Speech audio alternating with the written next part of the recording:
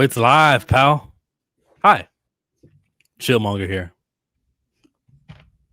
Bust down, Pantheonas.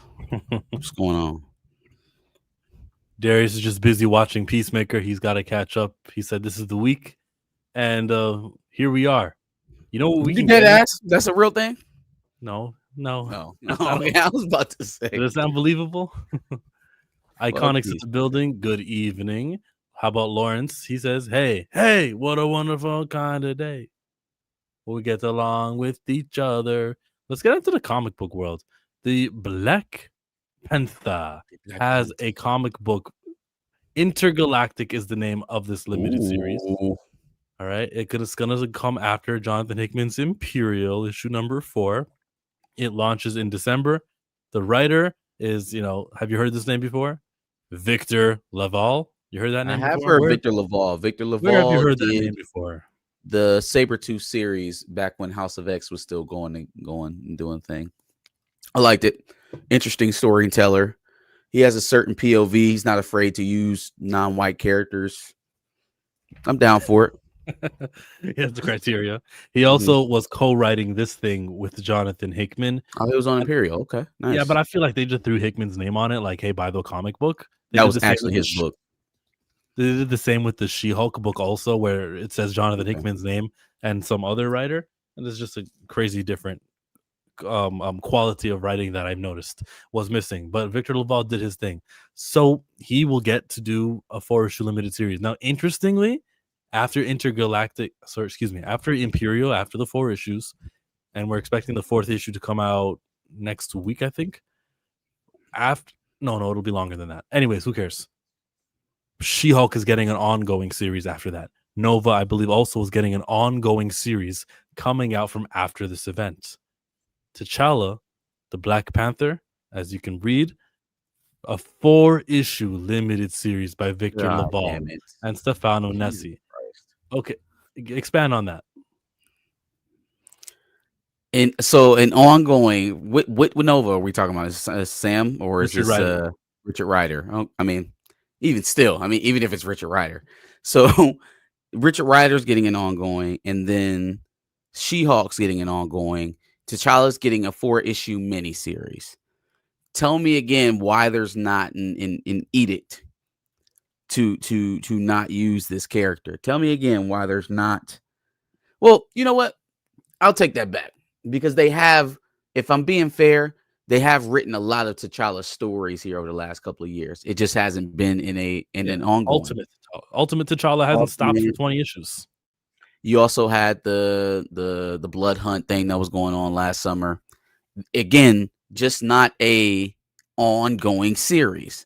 They stopped the Eve Ewing's thing back, man, what was that, 2 years ago going on now? And then no one ever picked up the baton. And you're thinking, oh, well, they got him coming up in Blood Hunt. Oh, they got him coming up in this. They got him coming up in that.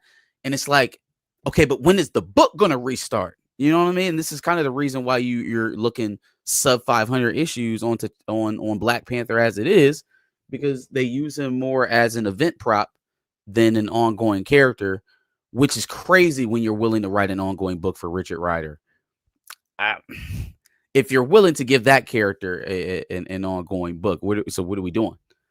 So I also kind of feel that, and then I think of something. I hear Blue's voice in my ear, and Blue says, chill, sometimes not everything is ongoing. Sometimes everything's a limited series. And I'm thinking, okay, well, maybe the intergalactic story, which they just advertised here on this page, is only gonna need 4 issues for him to resolve it. Maybe he will say, Wakanda shouldn't be colonizing all these the Galactic Empire, man. I'll give the the galaxy, I'll give it back. You get your planet. I think it's 5 planets, and everyone gets to have their planet back. We're gonna do the reparations. We're gonna, you know what I mean? Like, that could be the goal of this 4-issue thing. I'll keep reading the synopsis of this, and it maybe does sound like there is a goal in mind for 4 issues. They'll be space-based. And then maybe if Victor Laval performs well, wouldn't he be like the most qualified guy to head a brand new ongoing volume of the Black Panther? Wouldn't he be? Well, but then if you're Brian Network Hill, then you're like, so why is it fuck me? So like, I had similar momentum after Blood Hunt. Why couldn't I have gotten my ongoing after that? Because he's got the ultimate Black Panther ongoing. That's good enough. No? Yeah, I guess if he's content with that, then fine. But I think he's content with it. I think he's succeeding. cool. So then sure. Then Victor Laval's the guy. Well, other than the Jonathan guys Hickman's that we would want. Yeah, I was about to say other than the guys. Yeah, Dan Slott. I want some Jason Aaron action. I want the top You artist keep also. Dan Slott away from T'Challa, like a 10-foot pole away from T'Challa. Man he can't enter Wakanda in airspace. He got to go. Nah, Dan Slott. Nah. Dan Slott buried his reputation with me on Fantastic Four. Really? If you were to replace one of the FF with another Marvel character, who would you choose to replace, and who would you replace them with? Tough Listen to this question. nonsense. But if I had to choose, it might be fun to see a different leader, and I might like to swap out Reed Richards for T'Challa, the Black Panther, because that would be awesome. White liberals, and he said this 5 years ago. He had 5 years pick me. I want to be. He had 5 years at each Marvel summit to be like, "Can I do T'Challa? He's the Black Panther," and he didn't do it. He messy for that. Making T'Challa the leader of the Fantastic Four with Sue Storm, huh? That's funny as hell. Yeah, no, still he can't do it. No, nope. So reading, where's the article? Where'd it go? Fudge, where did it go? Here it is. Marvel's cosmic side is undergoing a seismic shift thanks to Imperial, the 4-issue event series. That saga sets the stage for an ambitious new wave of space set stories, including Planet She-Hulk, Nova Centurion, and now the newly announced Black Panther Intergalactic. Launching this December, Black Panther Intergalactic is a 4-issue limited series written by Victor. Sorry, I clicked the wrong button on my mouse. Written by Victor Laval and art by rising star Stefan Nonesi. Gwenpool. Oh, he did Gwenpool. He was an artist on that, which is really not that impressive. Like, tell me about how he was the artist on Amazing Spider-Man. So that's the ilk of the creators that they've got doing this comic book. Spitting directly out of Hickman's Imperial War, Black Panther one-shot, the series finds T'Challa clearing Wakanda's name after being framed for a galaxy-shaping assassination and uncovering a larger conspiracy that leaves him stranded in deep space. See, that's why it's a 4-issue limited series. He will be unstranded. Alone and armed only with his will, T'Challa must fight for survival while shadowy forces plot to seize Wakanda's throne in his absence. Hey, does that mean he'll be the king again? Laval promises to explore T'Challa's resilience. He's had real lows and learned from being down. Now he's ready to rise, become king again? Maybe. Or maybe something more. Nessie adds. You mean like an intergalactic emperor? Something like that, right? Is he pulling back to the name suggests that that's where we're headed, but I have heard no mention of Ta-Nehisi Coates' run yet. So Nessie adds, taking on Black Panther's adventures in spaces is an exciting challenge. Victor's writings brings a powerful take to T'Challa that I can't wait to bring to life. Artists never bring anything to the table. Their quotes are so worthless. It's all about the writers. So yeah, Stephanie Phillips is doing Planet She-Hulk with Aaron Cooter, big name artist. Nova Centurion by Jed McKay. You know, the same guy who's writing Avengers, and he's an X-Men writer also. That's who's getting Nova. And then Victor Laval. He did Sabretooth. Gets to be doing Black Panther. He's a brother, though. Like, I understand that's valuable too, right? You gotta have, but I just don't like Black Panther being stepping stone title. I'd like Black Panther to be the destination title. For sure, absolutely, and that's kind of where I'm at with it, with the whole but you get the headline events. Yeah, I mean that, but the events only mean something if they're capping off long ongoing sagas in the ongoing books, right? Like if you're just jumping from event to event to event, it feels cheap. It feels like they're just trying to wave you around to sell books. And that's kind of where we're at right now with T'Challa. Appreciate you, King's Portal. Member for 4 months, by the way. Shout out to you. Since he said he's got to go, maybe he's still in the building, and we'll hit him with the money. You just mad cause your ass is old, motherfucker. First thing you do is just pick up the phone. And he was sitting right next to Dwight Howard too. Superman. Hey y'all, at work. Here's some of my paycheck. All love. Thank you, Kings. Thank you, Kingsport. It's a place in Tennessee, Kingsport. All right, thank you, Cal. But you were saying. I don't even know the writers getting ongoing series and Victor LaValle and it's a destination. I want them, like you said, to treat it like a destination character and not a stepping stone. And it feels more so like he's as a title character right now. He's more so of a marketing tool as opposed to a storytelling piece, and that's unfortunate. So, hopefully the popularities of the books leads on to more propagation there, and he pops up and actually has a main title ongoing that's not in an Elseworld universe. Yeah, not an Elseworld and not a limited series either. Yep. T'Challa and Storm filled in before. Yeah, they filled in for the Fantastic Four. Was the honeymoon, right? Was it? And Dwayne McDuffie was writing that book. Groovy, hello. T'Challa clap Sue Cheeks already way back in the 60s. Back in the 60s. Johnny says, what if T'Challa fakes his death in Wakanda forever? And what really happened is he went to space to conquer or learn about incursions. Then I would give a standing ovation and I would say, Ryan Coogler, you're all right. He is all right with me. It's just that one decision. I check out Sinners. Everyone support Ryan Coogler. But we know it was a pivot, right? We will know it was a pivot.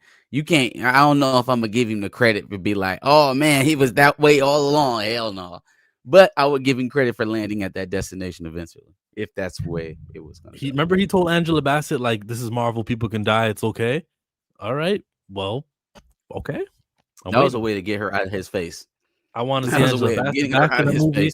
I want to see King T'Chaka still alive or back to being alive after this reset in Secret Wars. I want the whole royal family there too. I don't want a T'Challa. I want the children. I want just all families. Everyone's alive. I don't want the children though. I'm being extra. Dr. Umar is like, you got T'Challa bunny hopping. I was just on Dr. Umar, and it's kind of related to what was on this, because like this is this comic book news story where Gretchen Faulkner, she said, thoughts and prayers, you Nazi bitch. Hope the bullet's okay after touching Charlie Kirk. And she's like a no-name, nothing kind of writer over at Marvel Comics. There were consequences to the words that she tweeted because DC's fired this employee and then terminated their comic book. Yeah. I mean, listen, man. We'll talk about her situation first. Yeah. You live by the sword, die by the sword, right? You're allowed to say whatever the hell you want, but you are required to deal with the consequences, whether you want them or not. And so, you work for a large company, probably houses and execs board full of conservatives. They probably fancy Charlie Kirk, and so you have to weigh that out as an individual. You work for a corporation. You're not untouchable. You're not unencumbered. You're not free. And you're not Peter Tomasi. And you're not Tom King. And you're not Matt Fraction doing Batman right now, which just got a second printing. You are. I mean, even those guys have associations with the big two, right? And so they have to kind of watch what they say in regards to this situation as well. But again, you're free to say whatever you want. I'm not even necessarily mad at you. It's just you take a risk. Yes, she was going to ruin Red Hood. Well, Red Hood's canceled. Ouch. Lawrence agrees. Yeah, that's grounds for firing. Dr. Umar is like, you got T'Challa bunny hopping. That's not why. That's not why I was thinking of Umar. I was thinking about it because of the thing I read. And me and Darius were talking about this, but it just wasn't on stream. Rapid Cook says, Coogler said the same thing to Forrest Whitaker about Zuri in the first Black Panther. Then he told Angela, man, and we didn't hear jack about him in the sequel. See, I always talk about those legendary black actors. He'd be just scraping off. Oh, Denzel better stay away. So this is what Umar wrote. Yeah. Umar gave us this on his Instagram, okay? While I did not agree with Mr. Kirk's rhetoric and considered him to be an anti-black bigot, I will never rejoice at the loss of life of anyone who hasn't directly participated in the unaliving of a member of the Black African race. I am ashamed to see members of my community celebrating this situation. I will never ask you to mourn the loss of an enemy of our race, but to celebrate But unaliving is completely unacceptable. look, man, listen. I'm just convinced that some individuals would mourn Satan on his way down. I think some of y'all would have mourned Hitler. I think You're saying there's Kirk some is evil? individuals. Are you telling that Kirk I'm is evil enough, saying or a white supremacist is evil enough to not shrug because they died? We did this with Hogan. here's where I'm at. Yeah. Here's where you seen where I'm at with it with Hulk Hogan. And honestly, in terms of impact, based off their racist views, Charlie Kirk's a little bit ahead of Hulk Hogan. What my point of it all is, I feel for his babies, his 2 children who are completely and totally innocent out of all of this, like are not even old enough to be able to choose whether or not they agree with what their father says and spouts about around the country and around the world. Outside of that, you're not about to get me to shed a tear for David Duke's passing. Why would I ever? I didn't cry when Carolyn Bryant died. You feel like if by some miracle, if by some act of God himself, a certain former Leibowitz left us all in the land of living and improved the outcome of thousands, millions of starving people in the Middle East, would you ever dare to look at them people and ask them not to celebrate that? Okay, so the key with what Umar told us was he hasn't directly participated in the unaliving of a member of the Black African race. And that's a workaround to try to free him of any consequences to his rhetoric. That is a workaround. And it's really, you really working hard. He hasn't directly, meaning he ain't pulled a trigger or he ain't stabbed. So as long as you haven't personally murdered, you haven't assisted towards the degradation of Black people, the dehumanization of Black people. You haven't assisted in the spreading of racist and racist disinformation. So you haven't done anything harmful to black people as long as you haven't killed one. This is just buffoonery. What we know. And hey, listen, that's just what we know. We don't know what goes on after these meetings. Hey, brother, I can get you training with the thing. I can connect you to him and him. And we don't know what he's doing there, and we don't know. There's a lot we don't know. What we're saying. We say things we don't know. Who are we talking about right now? Who are we talking about right now with that? Kirk rallies could be recruitments. Kirk's rallies. They're absolutely recruitments. Yeah, hell yeah. They're 1,000% recruit. That's the whole point, is to recruit people to conservative ideals and conservative. Well, it's not conservative ideals. Don't say that now, because if it's conservative ideals, I'm perfectly fine with a conservative. It's racist ideals. I mean well, okay. You use them interchangeably. I think we shouldn't. Let's make a decision. I think the money that he amassed for his speaking engagements and things of that nature came from a conservative predisposition. I mean, if you're asking me to draw a definitive line between conservatism and white supremacy, we'll be here all night. We will be here all night. But yeah, in terms of my personal vitriol about Charlie Kirk, it's the white supremacy stuff. It's the Black people are inherently violent. Black people commit more crime than white people. Black people, or gangs right before he died. Gang violence or what have you. The idea that there's an acceptable amount of deaths every year. This is a real view that this man held. An acceptable amount of deaths every year just for us to keep the Second Amendment in place. It's totally fine with things like school shootings and mass shootings at everywhere from hospitals to churches to schools, right? Totally fine with all of that so that he can tote a weapon on his hip. He was fine with that. The question he was answering, as Chill said, at the time of this was going on, D, was, do you know how many mass shootings there have been in America this year? The man gives a snarky response. You mean including gang violence? As to try to equate a school shooting to a random gang violence shooting. And then gang banging. fate took over. Fate took over. So the last part again, oh no, go ahead. I want you to finish. I was just gonna say, for the folks who saw it and were revolted by the violent nature of what happened, and you just couldn't take it in, and it gave you an emotional reaction, you're not wrong. You're not wrong. If you prayed for Charlie Kirk in the light of what happened to him, you're not wrong. But listen, the same way I'm not about to tell you you're wrong. Don't look me in my black ass face and tell me that I'm supposed to give condolences or even go so far as to say, well, if you're not angry at those who are celebrating, you're no, sir. That's called mourning. Mourning is reserved for those that you revere, those that you miss, those who take a piece of yourself with them when they go. That's who you reserve mourning for.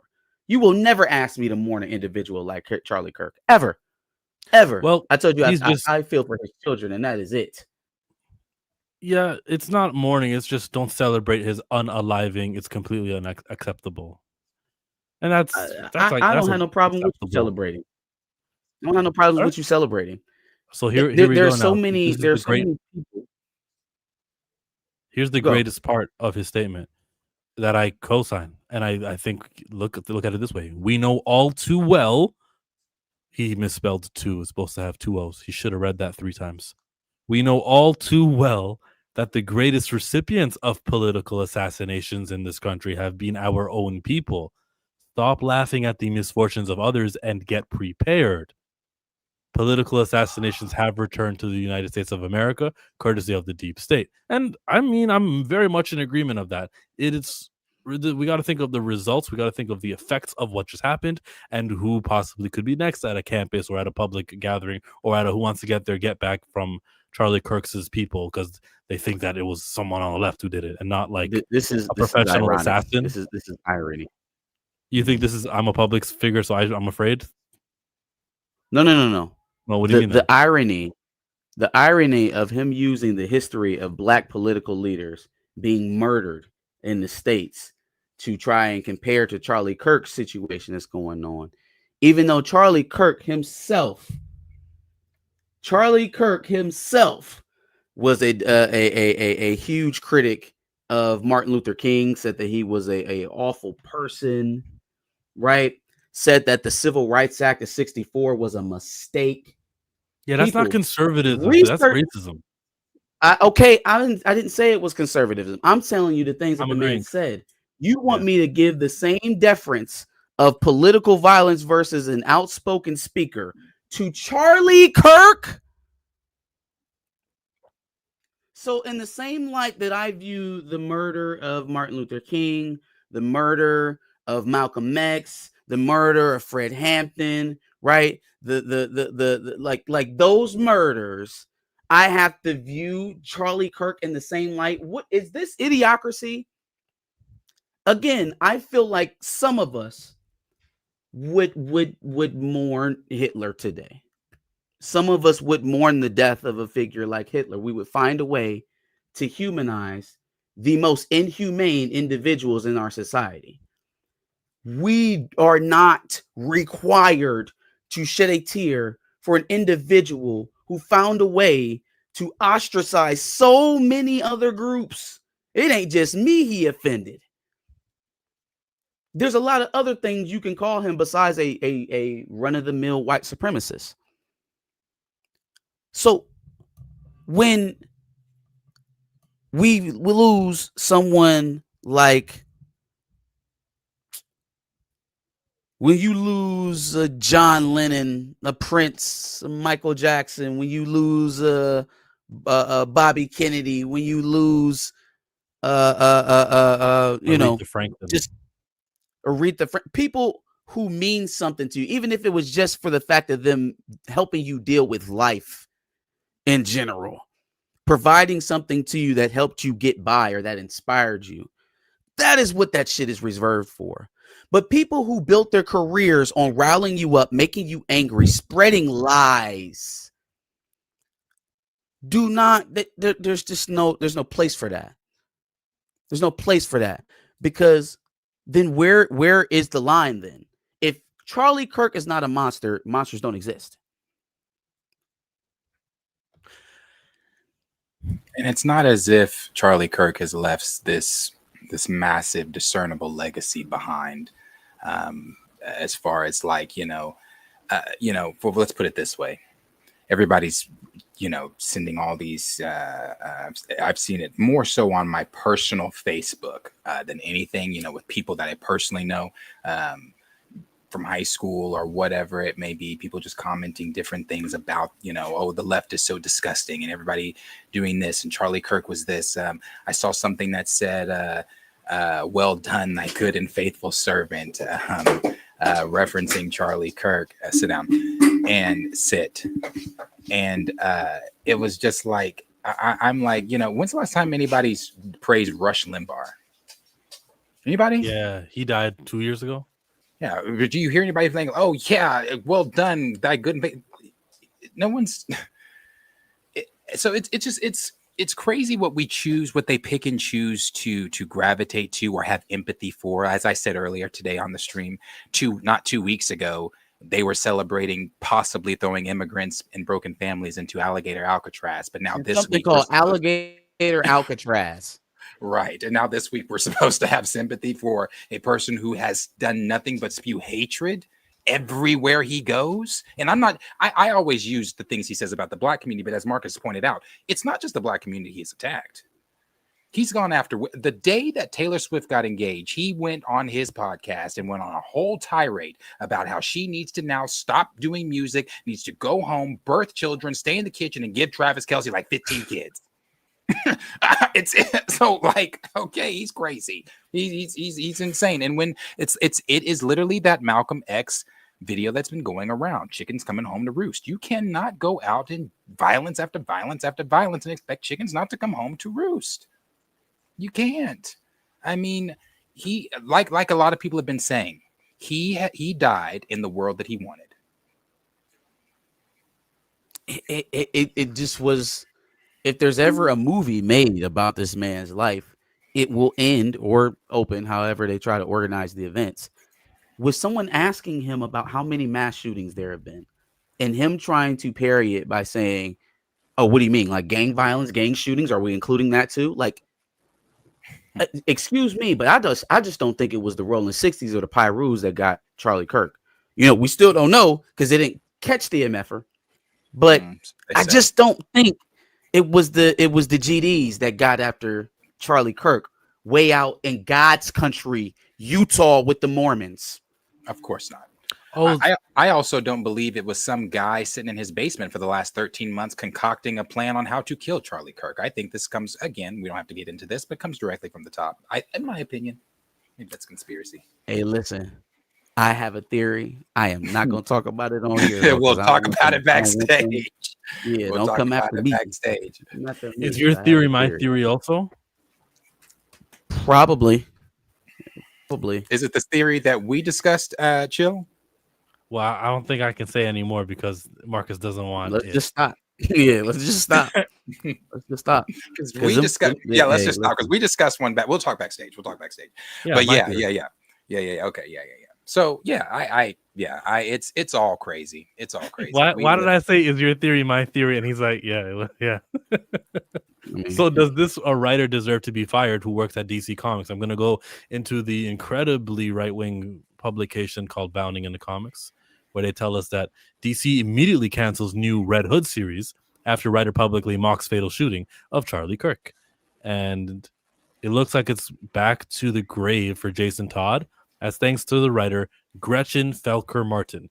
Meeting the news of Turning Point USA founder Charlie Kirk's recent shooting with mockery, DC has canceled her new Red Hood after just one issue. This is actually going to be like a really expensive, like limited, hard to find collectors, like this Red Hood issue of issue 1 that they canceled. This is going to be like expensive on eBay. Okay. That's funny that you said that they canceled her thing here, because she spoke up. I guess she said something that didn't align with the overall right thought of Charlie Kirk. Yes. Here's the She thing. says she's sorry for the bullet that had to touch Charlie Kirk. Hope the bullet's okay after touching Charlie Kirk. Yeah, they also put out that thing where they said any immigrants that are found making fun of or making light of Charlie Kirk's situation, if you are here on a visa, they will review your visa and you will be deported. Who's they? Who said that? Oh, the United States of America government, the government of the United States, the Trump administration put that out. If you are an immigrant and you are found making light of Charlie Kirk's death and you are on a visa, that visa will be revoked and you will be deported. Nuts. Isn't it? Hunger Games like, right? Damn, President Snow. Yeah, it's so her getting silenced. It's not just her getting silenced. Like there was some MSNBC news host that said something, he got fired. They're talking about, they're saying about the immigrants getting, so yeah, they're flying flags at half mast on 9/11 for Charlie Kirk. I mean, it's strange times. So I assume if you are in any position right now, whether that be Marvel, DC actors, I don't know that anybody's safe to have the free speech that they are that they're so angry that people are mad that Charlie Kirk had. What's interesting to me is that if you were, tinfoil hat and you thought that this was an external party trying to stir something up, what's interesting is that the most effectual part about it is that you've been seeing individuals in positions of power catching these fades. When in times past, it's been individuals on our level, individuals that we can connect to, somebody that you would probably see walking down the street every day, losing their lives at the hands of authority, and then that sparking a mass response from the public. The focus has shifted here from, the United Healthcare thing to the two congressmen that got caught a couple months ago in Minnesota. Like, we didn't get this much off of U.S. congressmen getting did in. We didn't get this much. We didn't get the Charlie Kirk treatment. Well, and not to cut you off, because I want you to finish that thought, but on the same thing, not when Jimmy Carter died, remember how upset Trump was that the flags had to be flown at half mast on his inauguration because Carter passed on inauguration. So, they're all hypocrites, every single one of them. But in terms of stirring the pot, the focus has shifted to the powerful. It would seem to the wealthy, to the people who are most effectual to the way that society runs to a certain degree.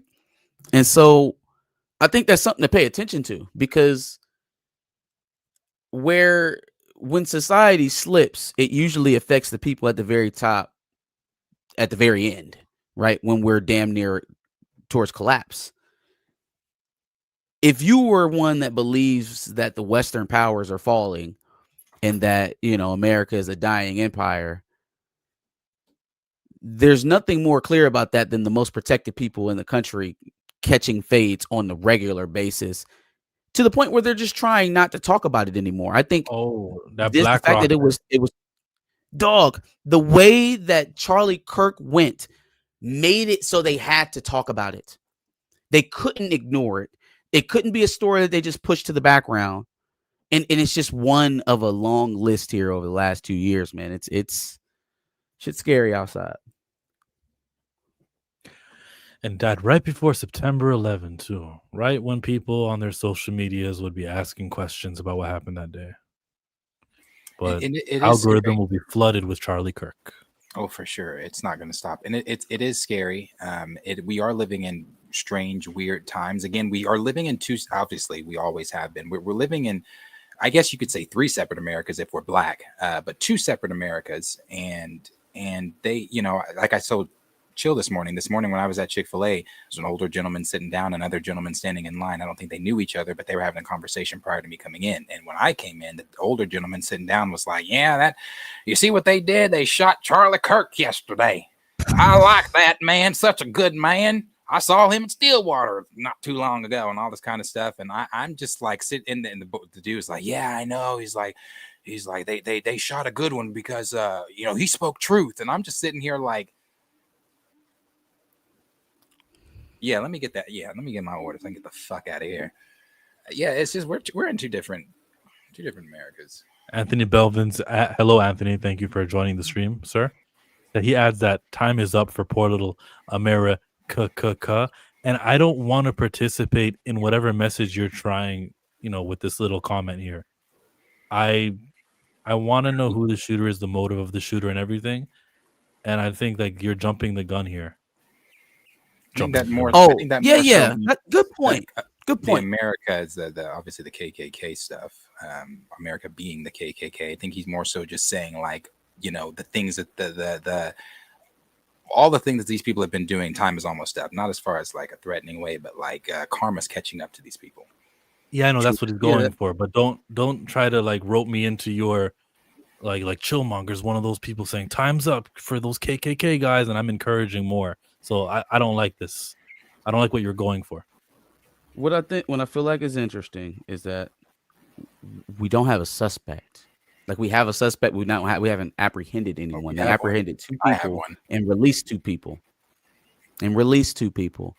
And then now we have footage of the guy running from behind back of a house, but we still don't have a facial picture. Now, I don't know how good the Ring cameras are these days, but I know technology has come very far. Are we still at a point where we can't get facial recognition off of this stuff? We can't get anything more. And then how smoothly he was able to get up out of there too. Like, I mean, he was 200 yards away. That's two football fields, folks. Remember, some people said 200 feet away. Some people said he was on the roof. Well, even on the roof, it's still at that how far he was away. That was 200 yards. He was 2 football lengths away. That's skilled. You can't tell me that that's just easy. Even if you could do that as a civilian, you are a very skilled civilian. Yeah, you're not an everyday shooter at the range. I think he's been shooting every day. I think he's been in practice wherever in the world he's come from, where shooting snipers is common. Yeah. Yeah.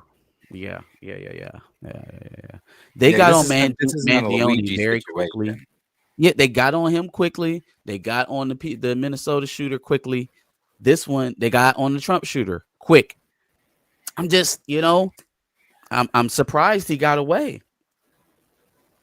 I'm surprised we don't have a full facial sketch for this nationwide manhunt that we're supposed to be having for Charlie Kirk's killer. No, it's just all very strange. Because that young guy, never mind. So I also saw something where they were saying like, this is what's baffling to me.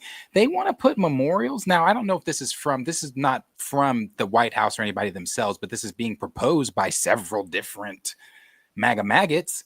They want to put memorials of Charlie Kirk at every college campus. What are we doing? That type of stuff is not going to go.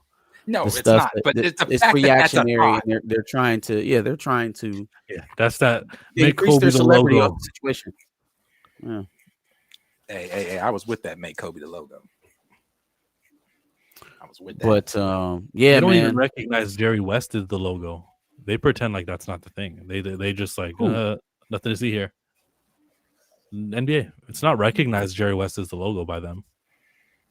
Why isn't it? Because it would mean I have to pay him. I mean, but what are they supposed to do to acknowledge it? I mean, it's been that way for decades. Everybody knows by now, isn't it? What were you saying? I don't know. More Kirk? Yeah, just weird times. It's definitely weird times, man. Weird times. So, do you think that? What does this all mean? Then we haven't heard. They haven't said anything about the Epstein files now, so he's getting what he wanted. They haven't said anything about the Epstein files in 2 days ever since. What was breaking the day before, and what we were talking about the day of, was the fact that the New York Times busted out the rest of their story on that whole birthday book, and all the people that were popping up in that, and that weird ass letter he had written to Jeffrey Epstein. We got to see the actual picture that Trump drew of some woman, right? And he had the story in the middle of it. It was all very strange. It's all very strange. I don't think that's going away either. I don't think any of this shit is going away. It's all coming at one time. Pause. And also he's got, you know, issues abroad. He's got Ukraine. He's got, you know, big bully white and blue over there. He's got a lot of stuff that he's dealing with. I was talking to Henry last night about the whole Kirk thing. We were on the phone for like 3 hours. And we have theories we went with. I was like, Henry, this shit might be real.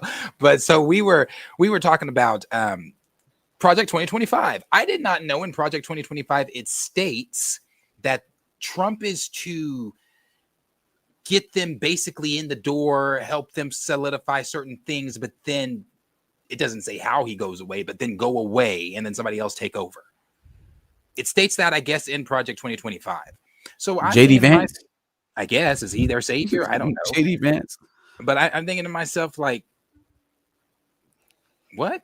Because when Henry told me that last night, I was like, wait, so it says like, anyway, it doesn't say how he's like at what. How he's supposed to be transitioned out. Yeah, no, first of all, they're going to have to remove him. He will be the first president to ever have to be removed. If he doesn't end up, you know, pulling a Joe Biden and not being able to run, because, you know, his whole hand situation, they said he might have had a stroke. Yeah, one of these days. So that's what they've said. I don't know. They've said that. Let's see if he even makes it. I mean, but if he makes it to re-election and loses, he'll be the first president who will ever have to be removed from the White House for sure. Guarantee it. Yeah. Yeah, right side, his face is drooping. So maybe he did have a stroke. You know, 80-year-old all man. the TikTok psychics say they said it's time. No, I don't believe that shit no more, because they said it was time a couple weeks ago, and that shit ended up not being nothing, you know. They did. So all right, yep, that's enough about that's enough. Satan's helper. The presidents. Go ahead and let's talk about this president of DC. Why the hell am I over here? I think that's because that view is supposed to, like, you know, be whenever there's, who cares? Never mind. It's fixed. Clayface. Clayface is a Batman foe in the comics. Thin, because look at how many projects you got going on, and you're writing a lot of this stuff. You wrote the whole Peacemaker thing too, right? I wrote, over 1 year, I wrote 650 something pages. Over the next year, I produced 650 pages, and over the next year, we released over this year, we're releasing 650 pages. That was at the beginning when I took on DC, and I promised myself I'm slowing down at least a tiny bit, although I am creating the Superman sequel that we're starting to shoot in April or so. Oh, it's the sequel. And you're writing that? Oh, it's a sequel. He looks like Ellen with a beard in that picture. First of all, how often do y'all frequent, just on this panel, how often do y'all frequent Howard Stern? Yeah, I didn't even know Howard Stern was still on the air. I didn't even know he was still in the air.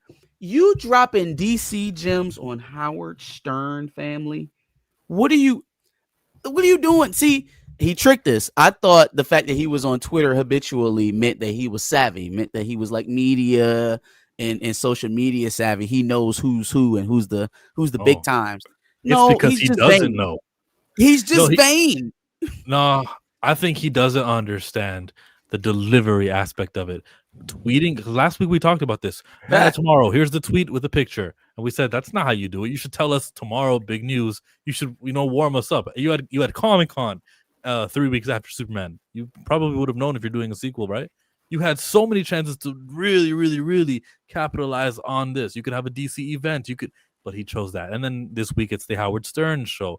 Of all of the shows that cover media, Howard Stern isn't the one. You can visit him for something, but you don't visit him for the announcements like this. Hey, y'all forget Howard goddamn Stern. Y'all forget August 6, 2024. Howard Stern was almost cast as Dr. Doom. I know y'all remember that shit last year. Y'all don't remember that? Where he on his show was talking about how he read the whatever and people ran and thought that he was talking about he was going to be Doom. Y'all remember that? Here. Wow. Here. Look, chill in the private chat.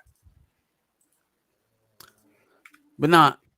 while Derek's just looking for that, not only does he go on Howard Stern, but then he tells us that he's writing the Superman sequel. I'm sorry, what? The Superman what now? You told us that there was no. You said it's not a sequel. It's not I thought there was. What happened to this whole anthology series shit? What happened to that? Superman saga, you know? Man, this man is back and forth. Gods and Monsters, Superman saga, anthology, direct sequel. Who knows? It's all fluid. He did come out again and say, wait a minute, well, it's more of a Lex Luthor movie than it is a Superman movie. Where he said it's just as much about Lex Luthor as it is Superman. So it's a Superman sequel about Lex Luthor. What is happening? What even is happening? And how do they go from 1A to teaming up? I don't. How did they go from? Let him cook. Absolutely not. Superman's very forgiving, and he's gonna give Lex the old Krypton try. Where's the dog, Luthor? The dog. I want the dog. From August of last year, Marvel almost cast Howard Stern as Doctor Doom in the MCU. True or false? That's a lot of reading that I got to do, but I believe you. I wouldn't even do it. I was just, saying, hey, this motherfucker did talk about Marvel last year when everybody was like, "What the fuck, Howard Stern's Doctor Doom?" Yeah, man. Yeah. So, so DC, James Gunn, he's got to work on his presentation skills. And does that mean DC fandom might need to return? Does that mean he's got to just wait for conventions? Because SDCC happened in July. There is no major DC convention. Maybe CinemaCon will be the next convention. What will he do for Lanterns the day that the trailer comes out? Will he build it up? Will he show up on the couch with Kimmel and Aaron Pierre and them, and they'll be like, yo, here's the trailer? How will he present it? Because he's lacking hugely in that department. He'll come on your channel? Just judging from recent events, he's going to post it on his Twitter.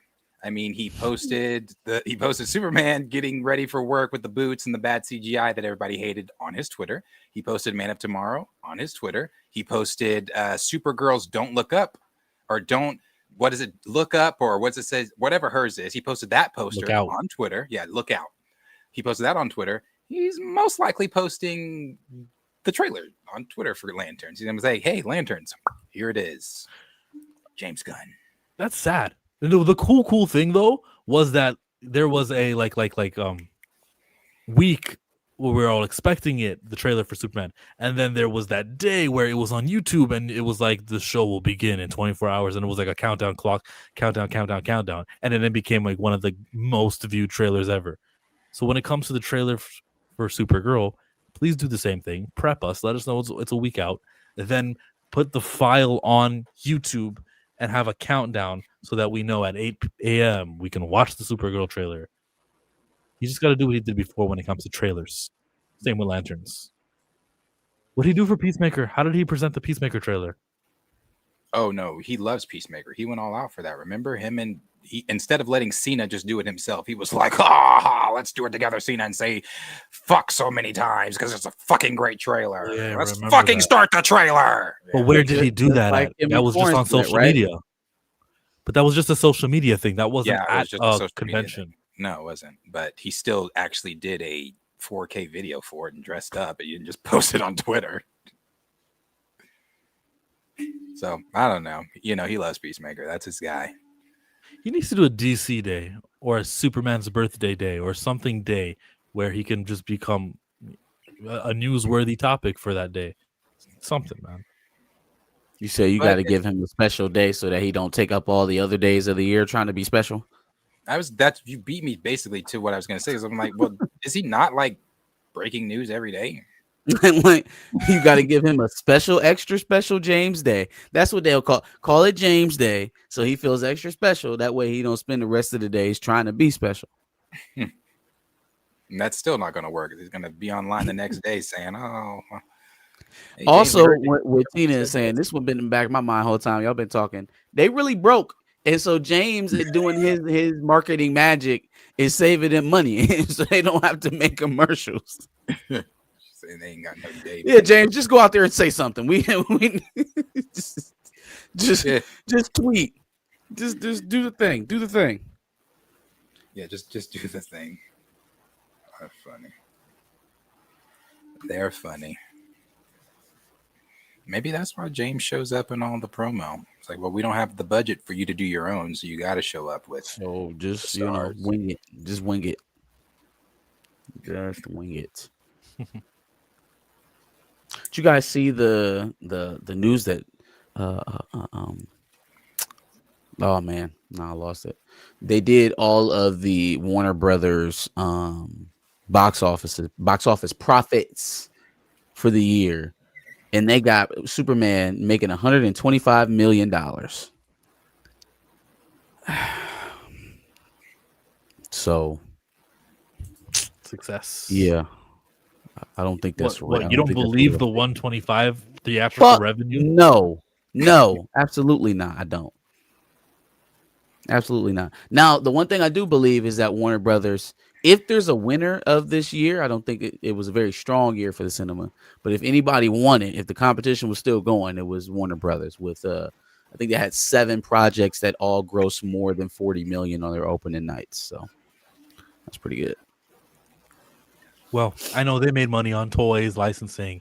I do believe it was profitable when you combine all of these sources of revenue. Just the theatrical thing, nah. I will take the VOD and the early like subscription numbers, I guess.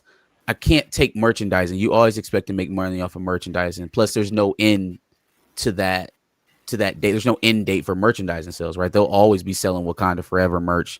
Well, that's a bad film to pick because that one probably got pulled. They'll always be selling like Civil War merch. No, you're right. They're still selling Wakanda Forever. That shit is at Ollie's. I don't know if y'all know what Ollie's is, like a third hand, fourth hand store. It's for like 97 cents for Shuri.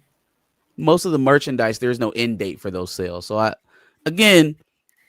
don't know where we've gotten to this point where now we're deleting the marketing budget from how we're counting if a film is budgeted. We're not even telling people anymore how the theater splits happen. How like every dollar the theater makes doesn't come back to the studio. It's really like people are tired of saying how bad the movies are doing financially, so now they just want the math to suit them somehow. No, I don't think Superman made $125 million in the theaters. I believe the Ohio paper. What was the receipt that the Ohio had? Remember that one? But they're not giving out 100. They're not giving over $100 million in tax credits to one film project. They only have a certain amount of money that they can give to film projects in a year anyway. So Superman didn't get it all. Well, I don't know. I don't work at the offices or whatnot. What I do know is that forging official tax forms for film productions is not easy. They all look pretty standard. And we saw that for Superman, where they filed it in the state of Ohio, and it said that they spent $325 million. Now, I'm the math genius, but if we do 2.5 times 325, that's more than the $600 million that Superman made, right? No, but you understand, they're so good at marketing. The marketing was basically free because they know how to market. Right. Yeah, I was about to say, so they came in dead even on the production costs and spent nothing because James Gunn is an expert marketer and he just marks the movie on Twitter and threw a favor with tax. Yeah. Every one of those posters, they were volunteered, Yeah, the for printers, sure. they were All like, I love Superman. For the free ski, we got our costumes from Goodwill. That's why the first one looked fucked up, right? We was working on a budget. We was balling on a budget for a minute. We was waiting for the next check to clear. Darius almost died over there. You said he marketed, showing the movie on Twitter. Yeah, very effective. Twitter Blue, not regular Twitter. Grok. Yeah, Grok. Yeah, for sure. Twitter Blue. Man. I mean, shout out to Warner Brothers though. They did have a strong theatrical year where most people were losing. So, and they are good at marketing. You can't have all Warner Brothers movies succeeding and not be good at marketing. Sure. Is Weapons currently on HBO Max? I don't think it's there yet. Is it? Because I've been seeing like Cinema Pals and I think Real Rejects did reactions to them. Maybe PVOD. Yeah. PV what? like I don't even video understand why on people are still demand doing that. VOD. Yeah, the paid video on demand, like how some people have like those theater libraries where you can watch movies that just left the theater if you pay for it. Interesting. Digital So release. that's interesting. I wonder if it's because they're so big. Is that why they're not getting copyright? That's Warner Brothers. They copyright you on trailer watches. Yeah. And they're just Maybe playing they like scenes them. like 7 straight seconds without cutting or pausing. They just play the video. Interesting. I was curious because I was like, well, shit, I want to do a weapons reaction. I love that movie. I would love to see it again. Not with Warner Brothers. No, they must got a plug. They got a plug. They have for sure. I mean, yeah, they got to. They're reaction channels, so they're probably like, oh yeah, you're helping us. What's the latest Warner Brothers movie that's out now? That's The Conjuring, right? Conjuring. And then they got the Regina Hall. The shitting ring. That's what I call it. That movie's ass. It's making a lot of money for it to be. It ass, is. Huh? It is. Hey, you don't know it's ass until you sit down. So buy that ticket. This week is all So about you got to see it first to realize it's ass. Yeah, it wasn't good for me. Yeah, look at that. What do y'all think about that? The theory: this wasn't an image of Doctor Doom killing Thanos. It was an image of him killing Kang. Is this the light show? Yeah. What do y'all think of that? What if they do that? So they're gonna recast somebody to play Kang so that he could die viciously at the hands of Doom. Either that or they do some shit. Okay, so how long was Major's contract? Can they use his likeness? I don't think he can sell that now. I don't think he sold the rights to use his face without him. No, but they'll probably if that's even. I mean, that's just a theory, but if that is something that they did with with this, it could be a deal where they do it like maybe from the back or something like that. I would pause. I want them to leave us alone. If we're moving on from Kang, if you're going to retcon him out of existence, then just leave it alone. Just leave it alone. Just say he died off screen. Say Captain Carter went and cleaned them all up or something. I don't know. But I don't want to see them try to course correct with a new actor just for him to die. I agree. I'm Too Fly. I don't care about this character. I don't like time travel characters. I don't like race swaps. It's just You didn't like Kang.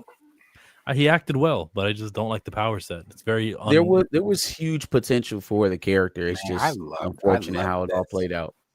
I was so hyped for this. I was like, man, when they when that door opened in Loki, and I was like, they're doing it, is him. And I was like, but wait, why is he not wearing the shit? That was kind of like the start of my after season 2 of Loki wrapped up. It kind of like slowly started to burn off my Disney Plus excitement, and then eventually we start getting the nails in the coffin that were She-Hulk and the likes. The nails in the coffin. Yeah, so I was really excited for the Kang stuff. I thought Quantumania was shit, but he was great. He was great in that. You know what I think is great? That on the Tamron Hall show, we've got 4 segments with Jonathan Majors and Megan Good sitting together, and I'm going to cover it. That's a lot of minutes. They just dominated that episode. Can't wait to cover that on my channel from 9 hours ago. Sure. What the hell are they talking about? I don't know. Marriage? Probably relationship stuff. How to love. I'm with Antonio. Kevin Davis. Oh, what Antoine you'll say? What do you say? Meh. He said meh. I agree. Kevin That's Davis. what I'm saying. Why the hell are they doing press? I do believe that if Jonathan Majors' character. What do you say? Oh, pull him Yeah, up. it's Kevin Davis. Pull him up. Pull him up. What Kevin say? Character King was a success with the audience and box office. Disney probably would have overlooked. Man, you gotta go on somewhere, Kevin Davis. He said they would have. You gotta go on somewhere, brother. It's like when they say like Colin Kaepernick just wasn't good at football anymore, and that's why he was out of the league. That's why. Basically.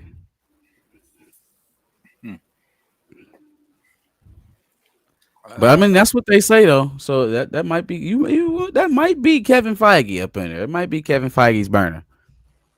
Because that's he said the same. Oh man, we just saw the performance of Quantumania, and we knew that we couldn't go with this actor that we set up our entire phase around. That's what we did after one theatrical failure. Even though we've had films that have come in around or behind it since, and haven't pivoted thus the same way we did in this situation, but it was definitely the theatrical performance thing that made us change for sure, 100%.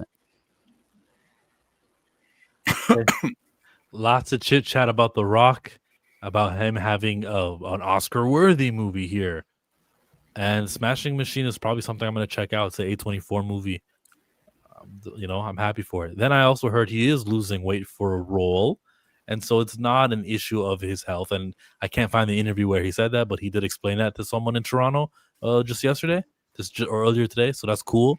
That's good to know. I love how we put losing weight in place of stop taking steroids. He looks the same way John Cena looks now. The exact same way. This is natty 50-year-old Rock. Just like we're getting natty 50-year-old Cena. Looks good on you, old man. Looks good. Well, he's going to play Maui, right? So he'll be bulky again for that. Oh, yeah. But I'm hoping it's a natural thing. I hope he doesn't go back on the regimen. Leave that shit alone. That's done, though. What's done? Moana's done. Oh, he'll be Maui and Moana. The live action one's done? Oh, so that's why he got off the juice. He said, all right, well, I'm done with this shit now. I'm good. Well, what about that Roman Reigns match? We've been waiting. That's the only reason Vince pushed him in 2015. They thought of this dream match, and it's not going to happen? No, it's not going to happen. The Rock's not coming back. Well, he's going to be big because he's playing Hobbs. He's going to be big for that. They can CGI some muscles on him in Fast and Furious. They could do the Steve Rogers effect on him, juice him up a muscle bit. Suit. Mm-hmm. So the long Walk is the movie of the weekend. Everyone's talking about this thing, and I'm on the wrong screen. Just pretend it says The Long Walk, everybody. That movie is going to be a huge event, but how huge? Will it take over The Conjuring? Is there enough chit chat about this thing? I have heard a lot about this. There was I think Culture Crave put it up. There was a tweet about like what would actually happen to you if you walk this far. And this is a Stephen King story, right? Yes, it is. I am very interested by Stephen King stories. He's a regular for Halloween marathons in this household. I think he just has like a interesting viewpoint. It can get a little antiquated, sometimes a little old white manish in terms of his characterizations of certain characters. But just the idea that he takes you into a completely different space in terms of your expectations from characters. I've always appreciated that about his writing. I learned he did it. Stephen King did. Yeah. You know that? He was in the old ones. He was in the old Pennywise movies. Shit. Yeah, I like Stephen King a lot. Long Walk, it just looks great. Looks great. I'm ready to see it. Yeah. They say it performed well at CinemaCon, that it was a great presentation that Mark Hamill had. Yeah, I believe it. Now, Mark Hamill is subject of a news item today here. He talked to the Hollywood Reporter, and this is the image that they went with. Mark Hamill does strike back with career resurgence. I don't have to be a leading man, he says, and he's 73. The part I will skip to is the part where they talk about Star Wars.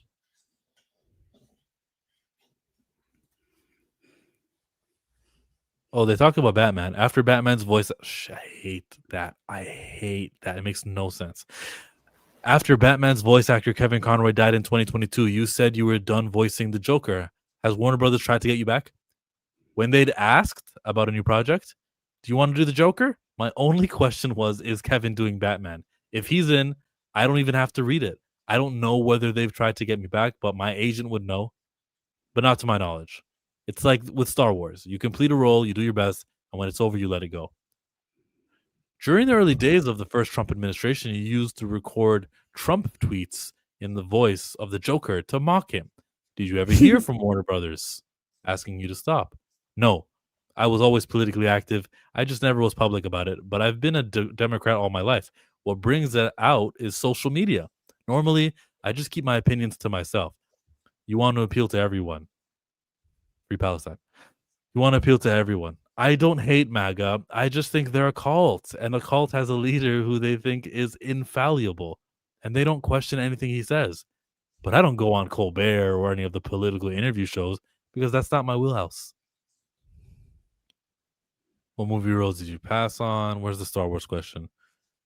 You laugh when you tell that story, and I know you love voice work, but that stuff had to bother you to have Skywalker hanging over you. No, you're right. It was disappointing, but everyone has their own trajectory. I had my challenges, and other people have different challenges. I don't have to be a leading man. I'm happy just to be a working stiff, and that's what I was for the longest time. I think that's a lesson right there in like contentness or happiness or like self-worth. Humility. Yes, you're not the leading man. You are working for a living and you're doing a job that you like. You play a new character each time. You're just not leading, but we were famous for the Luke Skywalker thing. Don't feel like, oh man, this sucks for me, or whoa, they've typecasted me. Just I'm happy with it. And I think that's great. I think actors need to hear that stuff.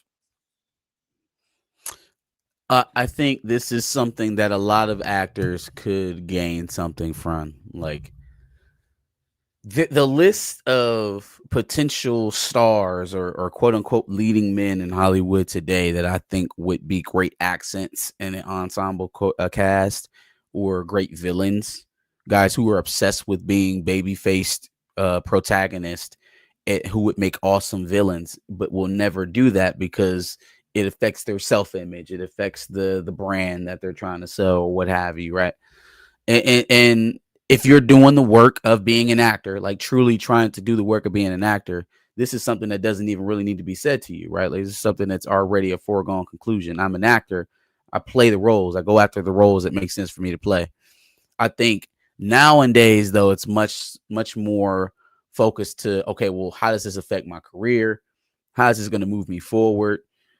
I mean, like, just right off the top of my head, I think Michael B. Jordan has proven, if nothing else, that he can play a memorable villain, right? The conversation, even to this day, over Killmonger and whether or not he's a villain and whether or not people should praise Killmonger and whether or not he had the right motivations and what have you, lets you know how well Michael B. Jordan played that character.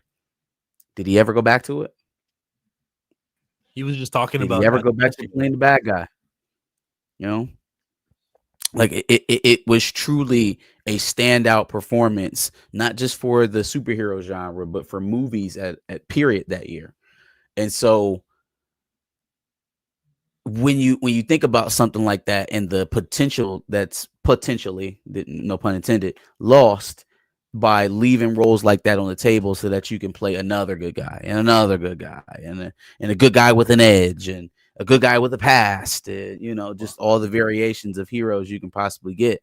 You know, you only get one career. You let Michael B. Jordan tell it. He was playing a good guy. Eric Killmonger wasn't a villain. He just had a different route. I hate that shit. I hate that. I hate how Coogler frames it. Listen, there are cues and storytellings that let you know. It doesn't tell you how to think, but it's definitely giving you a line of demarcation, right? Like when he said that talent shit is over. Well, no, not that. It's like on this side is the good guys, on this side is the bad guys, right? And it's very easy to find that line in superhero movies. If you kill an innocent, you're evil. Done. Dunskies. You kill an innocent, you're done. It's not like it's irredeemable, but at least for that film, you're the bad guy. There's no rationalizing killing your loved one. Be willing to sacrifice just about anybody for colonial power, right? Using force to take over other sovereign nations. Like, these are all evil things. These are all works of a villain. Even if your motivations are pure, the acts you are about to embark on are evil. So there's no rationale to make Eric Killmonger the good guy. Maybe he was a good guy corrupted, but he can't even be an anti-hero because he was willing to kill black people to gain power.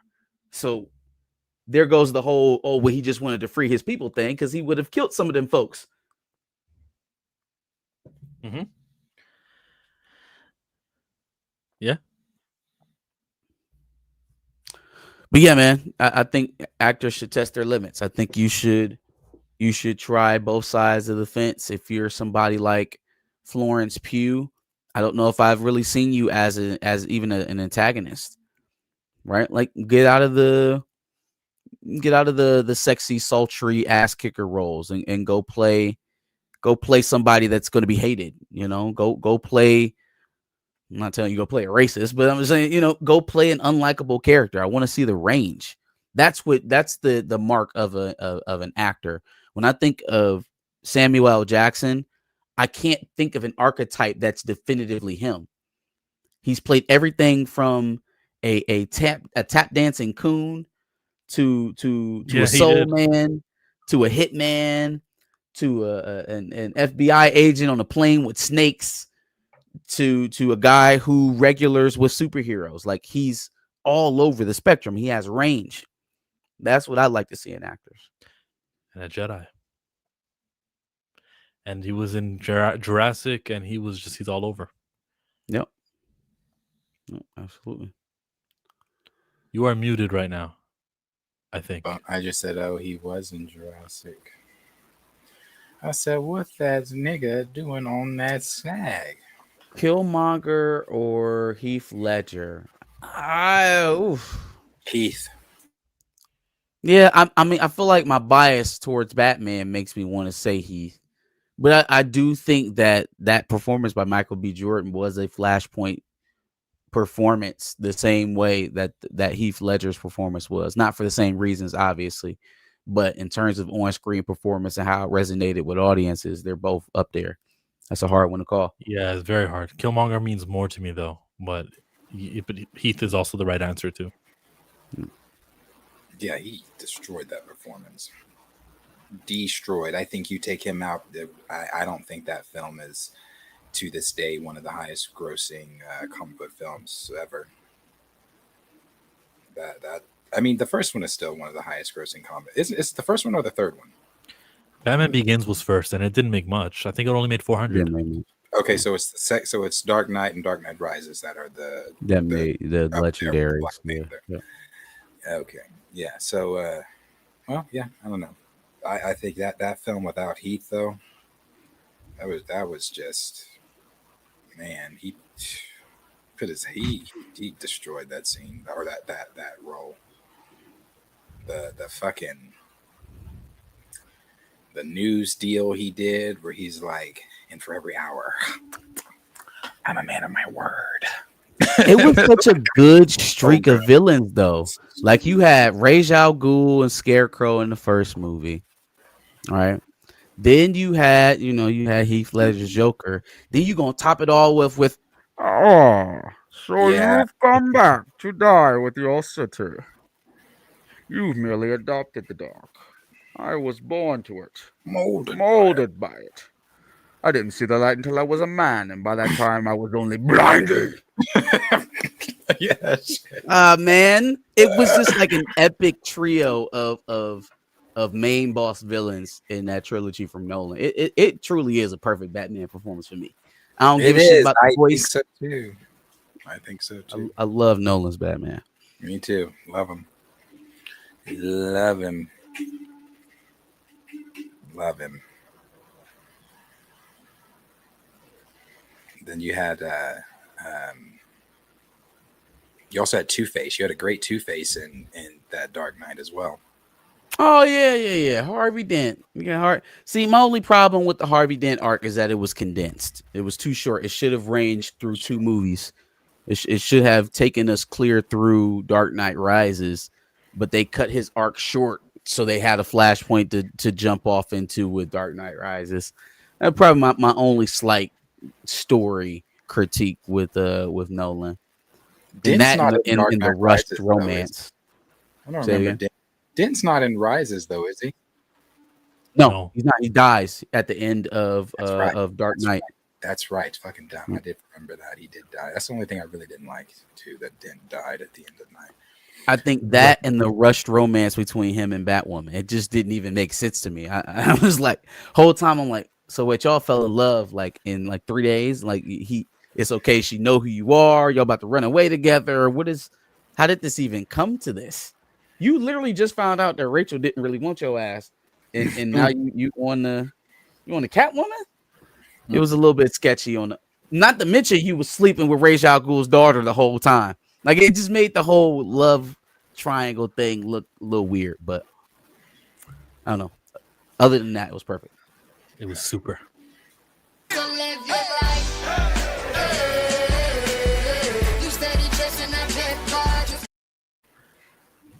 Not even close. Heath will be remembered forever. I don't know about the not even close, but I'm not mad at you about Heath. Forever. Where are we gonna bury Joker? Huh? With his ancestors? Where's that? Joker doesn't die. Not even. Hello, close. Gotham. Joker's back in town. Yeah, let's get back to that Mark Hamill, the voice of the Joker. And he said, asked him, they said, I'd be remiss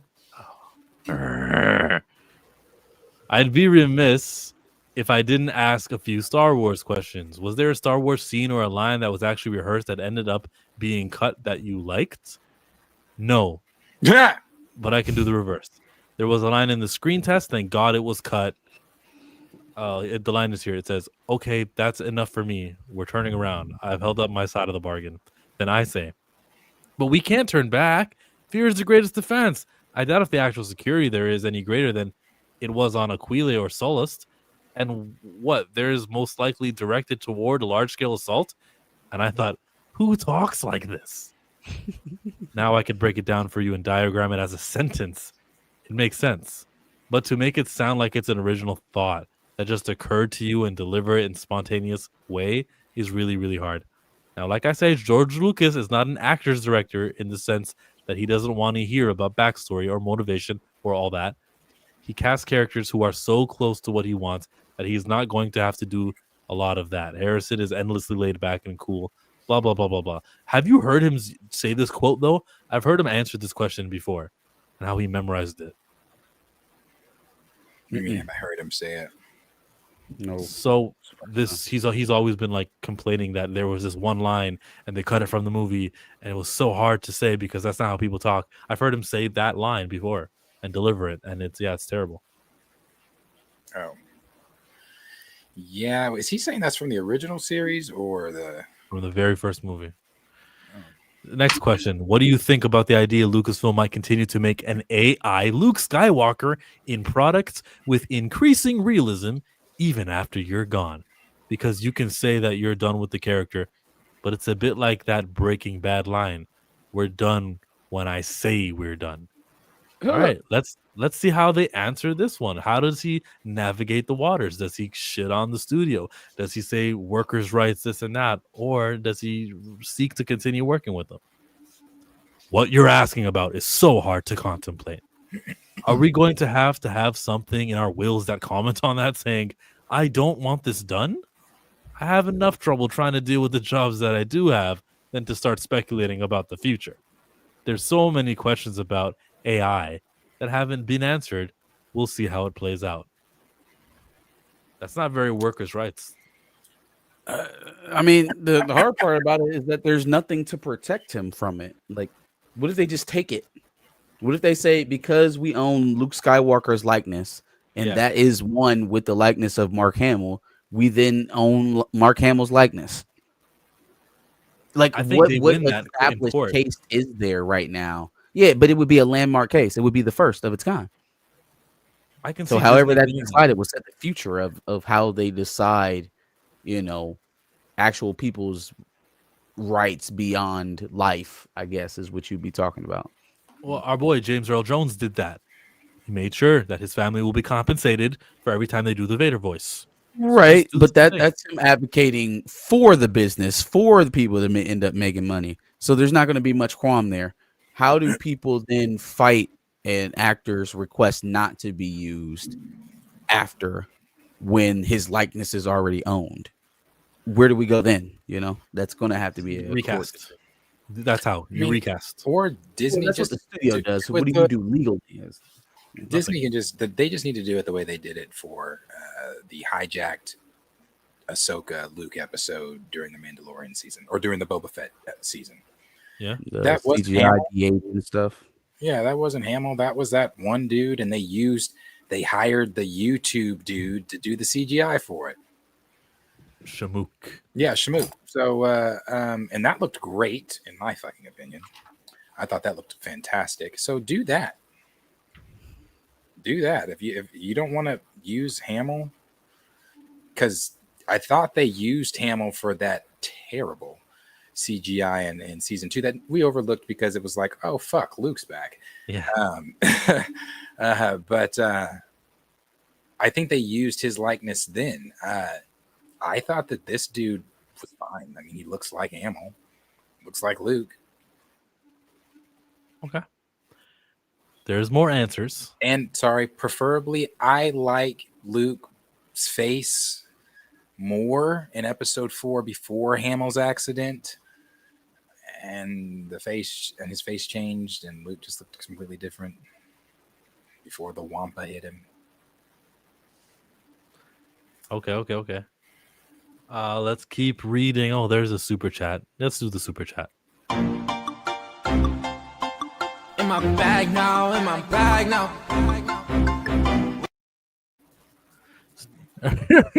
Steve Harvey. Just recast. No more creepy AI nonsense. Your face made me change. I don't want to read that in the whole Steve Harvey voice. You had to. Oh shit. Just recast. No more creepy AI nonsense. New talent. Yes. Yeah. But Star Wars doesn't need Luke Skywalker. Animated. I don't know. Star Wars doesn't need who? I mean, they're going to have to do it eventually. I don't think they're going to be able to CGI person him. If they want to use him in any real manner ever again, they're going to have an actual actor speaking and interacting with people. You know, so it's coming to that point where they're going to have to do that eventually. Yeah, they need Luke. Star Wars needs Luke. Do you mean this? Could you imagine that would be like a 1990s, 1980s casting call? Nationwide, I would do it too. I would play it up. Nationwide casting call. Come one, come all for a once in a lifetime opportunity in Hollywood to be the new Luke Skywalker. You're talking about free promo. You're talking about free marketing. Having the nation, hell, the world compete to be the next Luke Skywalker. You put on auditions for 3-4 weeks, travel the country. Do we still say this? If Mark Hamill and Luke Skywalker was very, very important to episodes 1, 2, and 3. 7, 8, and 9. I mean, if we were satisfied, would we say we want to see him when he was younger? Because I don't think that with Han Solo and the other guy who played him. I go like, no, Harrison Ford is Han Solo. This new guy playing him just won't sit right with me. There's no missing story here that he's solving, and I feel the same way about Luke. But because we got nothing with Luke, that's why I'm so open to seeing Luke returning, whether it's AI or whether it's recast. Just having him return, I'm okay with it, and I'm kind of yearning for it so that I can get my fill of post Return of the Jedi Luke Skywalker, because those sequels are not canon. So we hope, but I think the difference between that and where we are now is when the actors are still viable and it still feels like there's story to be told with the originals, then yeah, you don't want somebody to undercut that and just restart too soon. Now that those options have been extinguished, Leia's dead, Han's dead, Luke's dead. if you ever have a chance of moving forward with some version of those characters again, it would have to be new. Like you don't have any option for the canon to remain intact and for you to have those characters, the old versions, still in there. So that's why you would literally have to retcon. Personally, I don't want to see a reboot of Star Wars. I don't. I'm just honest with you. Like, if they do a reboot of Star Wars, Jesus, I obviously it's the curiosity of Star Wars. They're just gonna abort it and then fold it back into continuity like they did the last reboot. Yeah. Abort. Just do New Hope. Just don't. I think they're not. I don't think they're ever going to do this, but you just don't. And they're not. I mean, it's like, well, we made that money. We're not going to. Of course, we're going to keep those stories. I mean, you can still make your money and keep it separate, but they're not going to retcon 7, 8, and 9. And that is the only way without rebooting that you can bring Luke, Leia, and Han back into the fold. I mean, that's the only way, not just because they died in the 7, 8, 9, but because you could do that, you properly do their story, seeing Leia train, seeing Leia become a Jedi and all that kind of stuff. You could properly do that. You could properly do their children correctly. You don't have to do Kylo and all that stuff. You can do their children correct. You can give Luke him and Mara's children. Like, it could be really special if they just they do a lot. It's science fiction. I want them to erase his memory and say that, well, listen. We get this awesome 20 years after Return of the Jedi animated show, and it's Han, Luke, and Leia, and we get some great 4 or 5 seasons of greatness. The final episode, Luke Skywalker forgets his memory, and then the events of 7, 8, and 9 happen. You feel me? Money. But then how does that take away 7, 8, 9? They happen, but at least we can explain why they happen. Oh, why he's a drunk hermit because he lost his memory. There. Yeah. The Force works in mysterious ways. I just don't know. I still don't. I don't like I hate what they've done to Luke. Luke is not this fucking, I hate the Jedi and I hate you and I'm going to go force kill myself. Like, no, that's not Luke. Like, what? That's not him, and that's just not who he is. Like, he started a whole fucking new Jedi Order. He was inspirational. He was known throughout the galaxy as a war hero. I mean, like, what are we doing? No, I don't like it. And Antonio, the World Between Worlds can't work because it is not time travel, just from what Dave has explained, because there's still so much mystery around the World Between Worlds. But he says it's not time travel. He said you can't go and change something. It's not which I still don't understand completely, the World Between Worlds, because I'm confused. I understand, okay, it's not time travel. How did he pull? Then he pulled Ahsoka out of that moment, though. If he doesn't pull Ahsoka out of that moment, she dies. So it's pull out of the moment travel, not time travel. But then she says to him, "I have to. If I don't go back from where you got me, then," or wherever she says to Ezra as they're being chased out of there. And then she goes back, and then we see that whole scene at the end where she's limping into the temple. Vader's limping out of the temple. You see Morai, and I'm just like, what the fuck is the World Between Worlds? Like, what is it? And I still don't know. Dave has talked. He's explained it, but not explained it at the same time. The only thing that he definitively said is it's not time travel. Mark Hamill was asked now, it should be easier for you to contemplate than it would be for most, because there was already the half measure, apologies, another random Breaking Bad reference, of the de-aged version of Luke in Mandalorian. The reason I did Mandalorian was that Luke had a beginning and an end. That is why the thumbnail of this video is Mark Hamill throws shade. That's the reason I did that. There was a beginning and there was an end. It wasn't the case with the trilogy, though. There was no middle. It was like making a trilogy about James Bond as a young boy who first became aware of the Secret Service and wanted to be part of it. Part 2 was him training to be an agent. Part 3 is earning his license to kill. The end. No From Russia with Love, Dr. No or Goldfinger. You never get to see Luke as a master Jedi at the peak of his powers. He was the most idealistic character in that series. He was someone who would take adversity and double down and come back and counter his setbacks. We didn't see any of that. So when I got the chance, I thought, geez, this is wonderful. I think Jon Favreau and Dave Filoni, boy, do they get Star Wars. They get it. They're speaking the same language that George did in a way that I questioned in the sequels. Until Kathy walked her ass up in there. Until Kathy walked her ass in there and ruined everything. Good job, Mark Hamill. Pat on the back, Mark Hamill. I mean, yeah, he's gone at the sequels before. He's gone at the sequels on panels when they've been at cons, and he's been at panels, and they've asked him questions. He publicly said, "I don't relate with this Luke." Like it. Yeah, he didn't like it. Yeah, I don't relate with this Luke. So yeah, he's gone at them before, and I mean, I agree with him. John and Dave do get it.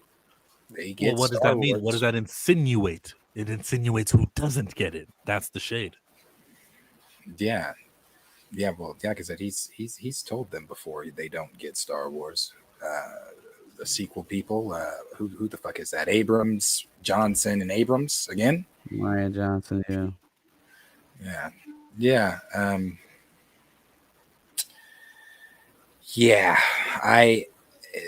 I'm glad that he continues to speak out against Star Wars. Like I said, I'm fine if he doesn't. If Hamill doesn't come back, it doesn't change anything for me.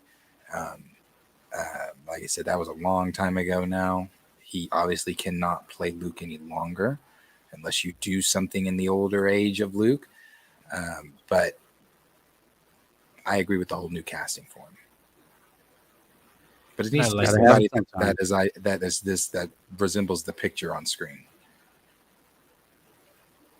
You need to go for that boyish 80s look. Okay. I've never seen that Star Wars sign either, not to cut you off again. I've never seen me either. Brand new or brand old. Does Mark Hamill... Sorry, let me read the picture. It says Hamill appeared at a fan convention in 1976 to promote the first Star Wars film. And that movie came out in 77 in May. So if he's here in 76, they probably didn't go with this. You know, the font might have even been made by the people at the convention and not the actual movie, right? I would cherish that sign forever. That's unique. Yeah. Does Mark Hamill ever get a day without Star Wars? Obviously, this isn't one, but a day where it doesn't come up and you never have to think about it. I can go for long, long periods of time where it never comes up. That's just kind of surprising to me. I believe him, though. But what is a long period of time? Is a week a long period of time? Like, it's really not. But anyways, good. It means that the people around him aren't like super fans and always, reminiscing yesteryear. He's been through that, so good. If that's the truth, then good. Yeah, I was about to say it could also be Cap. Like that could also just be Cap. Yeah, like I'm more than just that. I'm Mark Hamill, right? So no. Yeah, sure, Luke. Yeah, sure, Luke. You're Luke Skywalker. So how do you feel about the shade? Jon Favreau, he's the next George Lucas, all that, and you're like, wow, he's speaking ill of the sequels. Kathleen Kennedy, Rian Johnson, J.J. Abrams. What do you think about that, Marcus? That was shade.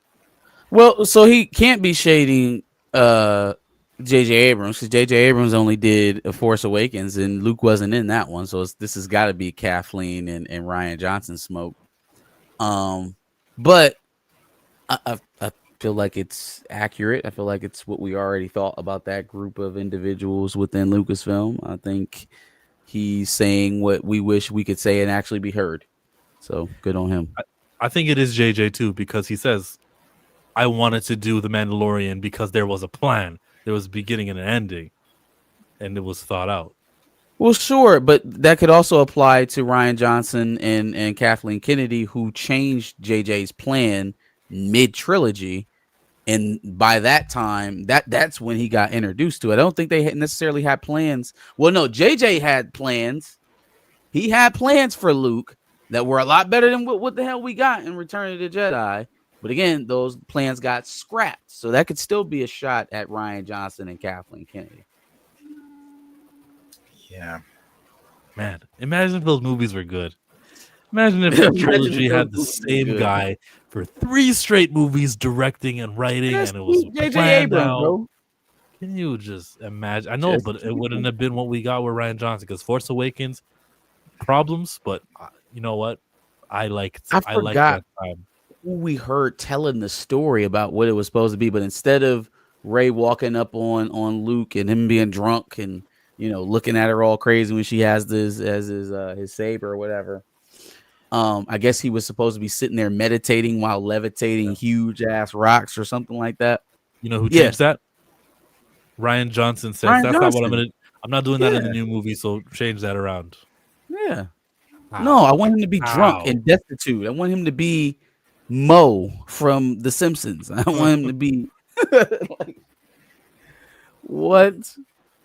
Yeah, no, they didn't give a damn and just let Luke be whatever the fuck. And as much as 7 obviously was 4, I tolerated 7 like everyone else because it was like, okay, it's fine. I'm fine with this. We were told Star Wars is never coming back, so it's back. I'm fine with this. This was a good ride. Let's see what they've got next. Yeah. And boy, did we see what they had next. And I remember leaving 8. Bro, I remember when that little boy force pulled that broom, I said, no. I was like, no, what the fuck? I was like, why does he have the force? Just like, and he wasn't even a 9. No, it's because you get the force and you get the force. And hey, you over there at that bar, you want the force? Hey, you got it. Let's just play around with the force. Yeah, that's so frustrating. It's been like 7-8 years since that movie, and here we are on a live stream, just still upset at that. Wow, they really crapped the bed. They did. It was so bad. And then 9 was just trying to erase mistakes from 8 with a lot of fan service and how can we get people to sit down. And you know what? I can't say it didn't work because they got my ass. I'll never forget. I was on my way to a tournament in Colorado and they dropped that final trailer with at the end of it with Palpatine laughing. And I said, oh my God. I was like, oh shit, Palpatine's back. And then as the excitement, my little Star Wars kid heart died down and reality set in, and I was like, why is Palpatine back? Somehow. Why is somehow Palpatine returned? Yeah, so no, it was just God, it was so bad. It was so bad. So there's nothing I don't think they can do besides retconning those that's going to redeem that shit. We just need KK out. We did see the report earlier, though. Me and Chill talked about it this week, where they were talking about they got some mysterious or unusual Marvel or Star Wars films they're cooking up over there, or whatever they said. And I was like, okay, yeah, sure, unusual Star Wars films. I don't know what that could be, but y'all got a lot going on. You got Starfighter, unusual Star Wars films. Patty Jenkins is back. You're talking about doing Lindelof's film. You're talking about doing whatever the Jedi before the one that starts Patty it all. Jenkins is back. Okay. Yeah, they're being ambitious over at Lucasfilm. Patty Jenkins ain't fucking back. Hell no, Patty Jenkins isn't back. Not Star Wars related. The streets are saying that Mario trailer is getting released tomorrow, and that it is going to be called Mario Galaxy. Yes, that's crazy because that's the tab that I had open. Yeah, that's what I was looking at. They're talking about it's going to be called Mario Galaxy. Mario Galaxy. Super Mario. Universal has registered the domain name for Super Mario Galaxy movie. A Nintendo Direct is happening tomorrow. We know what that is, right? No. I'll explain. They usually, for like 40 minutes, Nintendo will announce, hey, these are the new games. So there's like a 1-minute segment here, 2-minute segment there, and it just tells you about all the third party and the home Nintendo games. These are awesome. They're revealing. They do them maybe 3 times a year.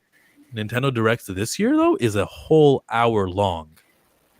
Not 45 minutes like usual. Now, of course, there's a Switch 1 and a Switch 2, so maybe for that reason. But when I see that Universal gets the domain name, registered the name for Super Mario Galaxy movie, then we're probably going to get that announcement as part of the Nintendo Direct, because we got the announcement for the Super Mario Movie 1 during a Direct also. Where's the DC Direct, James Gunn? Do something like this where you can just talk all DC and put it on a YouTube stream and have everyone talking. So this is going to be an eventful 1 hour. It's not just Mario's movie. There's going to be like, who knows what Star Fox is up to, or Kirby, and how is Nintendo Switch 2 going to embrace the Zelda franchise, Pokemon. This is going to be a huge day for Nintendo. Probably the biggest Direct they've had since Switch started. I agree. It should be a grand unveiling for what the next step in their universe building will be. Do you think that Mario Galaxy ends up being a segue into the Zelda project that they're working on? How? I don't know. I mean, there's a theory saying that it's supposed to, at the end of Sonic, we talked about it. The end of Sonic, I guess. I didn't watch Sonic 3, so I don't know. I guess Amy opened a dimension, and in that dimension is supposed to segue us into Super Mario Bros. I guess Sonic's going to be in Super Mario Bros. That would be great. And I guess that's supposed to play out even in a post-credit in Mario Galaxy, I guess. I don't know. But that's just take that with a grain of salt. That's coming from Lizard Warrior, I believe is what the name was. Wizard something. Take it with a grain of salt. I will. I would be down, though. A Sonic Super Mario Brothers crossover. Definitely down. Yeah, that's what they were saying. In other Nintendo rumors, the Zelda movie has been pushed back. Wow. Whatever. They want that, I'm sure, to be perfect. They've been working on this for a long time. How pushback how far? I don't know. No. They never had a release date, did they? Did they? We know it's been pushed back. I don't know if they had a release date, but they did last thing I remember was them saying who was cast. It would be a Super Smash Brothers movie. Yeah, that's the everyone assembling movie. Yep. They also had like another interesting news story, and it was kind of wrong of them because of Pokemon and how you can spawn a character and stuff. Nintendo's patented the ability to summon a character to make them battle for you. This gives Nintendo legal precedence to sue Final Fantasy and countless other games with summon mechanics. What? That's not Nintendo is really evil. Like they are the most greedy in the gaming industry for sure. Where there's other greedy actors, but Nintendo really does take the cake. Somebody's gonna challenge this, and then the judge is gonna say, "Yeah, of course, this is crazy." And there's probably a precedent of a video game before where you could battle someone to battle. Probably. I mean, we'll see how it goes, but I just hate to see it. Nintendo doesn't play fair. And you know what I honestly think about them? I think their ultimate goal is to phase people out of retro console playing. Yeah. Right. The idea of not selling physical copies of games anymore, having the ability to brick your devices that you purchase is a bigger thing than I think people realize. I think there is a piece or what they see as an opportunity to pull people off of older consoles who are just content with playing old games on old consoles, because that's how games were made before. You could play them over and over and over again and still have interest in them. And move people out of that and force them onto the iPhone plan. We're going to upgrade this thing every 6 months. Yeah, we're going to get you a new console. We're going to get you up to Switch 16 by 2035. Right? They did not used to be like this, but now they are. And that's how I think that they're trying to do. Again, you talking to a guy who still plays his PlayStation 3. And so now if we've moved into this era where that's no longer going to be a thing because the companies now control the piece of equipment that you had to bring into your house to play a video game, we're losing the plot. We are completely losing the plot. PlayStation 3 is not a bad console, man. I don't have to stretch my imagination to imagine what I'm seeing. I'm good with every single one of those games. You get them on discount too. So, but it's just like that. The laptop manufacturers. Why would I make a durable laptop that can survive and everyone will still use it after 3 years? No, we're gonna make it be able to break down so we can sell you the new one. I hate that Nintendo is making that every cartridge is a key. It's not the actual game. Yeah, it is a it's key, a so you key. have permission to download the game off the server. And if you ever have the nerve to modify or cheat during your Nintendo gameplay, they will say that Switch 2 is dead. They have the ability to brick it. And so what I'm looking at now is that's not how we use brick, by the way. That's not how you use brick? What do you mean? Yeah. How you use it? Oh, you mean in Canada? How do you guys use it? Even on the internet, when someone's bricked up, like you relax. I'm talking about bricking a device, as in rendering it inert, like making sure you can't use it. I've never heard it. I've never heard that one. So, no, okay. No, right, the more you know. I learned one. Gotcha. No. And I know I lost your train of thought. I don't think you're gonna go. It's okay. I was just gonna say something about physical properties and whatnot and ownership, but I think it connects back to what we were talking about with Amazon, or not Amazon, but the video on demand. So there's a thing going around now where, like, I guess people didn't realize that they didn't actually own the movies digitally when they hit purchase on those video on demand things that are on Prime, or if you have cable, any of those services and stuff like that. Well, first of all, how would you ever claim ownership of it? It's not like you get a download on your smart TV. Secondly, duh. Duh. Yeah, they've been selling purchase when it really is just kind of like limited rental, like and limited is at their discretion. I think they're getting sued over that. I think Amazon in particular is being sued over that. We gotta have a new word. There's purchase. That's the one word, but there's got to be a new word. Maybe 4 letters starts with a R. It's got to be a new word for this. Rent, license. Some other word. Yeah, licensed, I guess. But then everything is kind of going away from physical ownership. Everything is trying to push us further and further into a digital reality.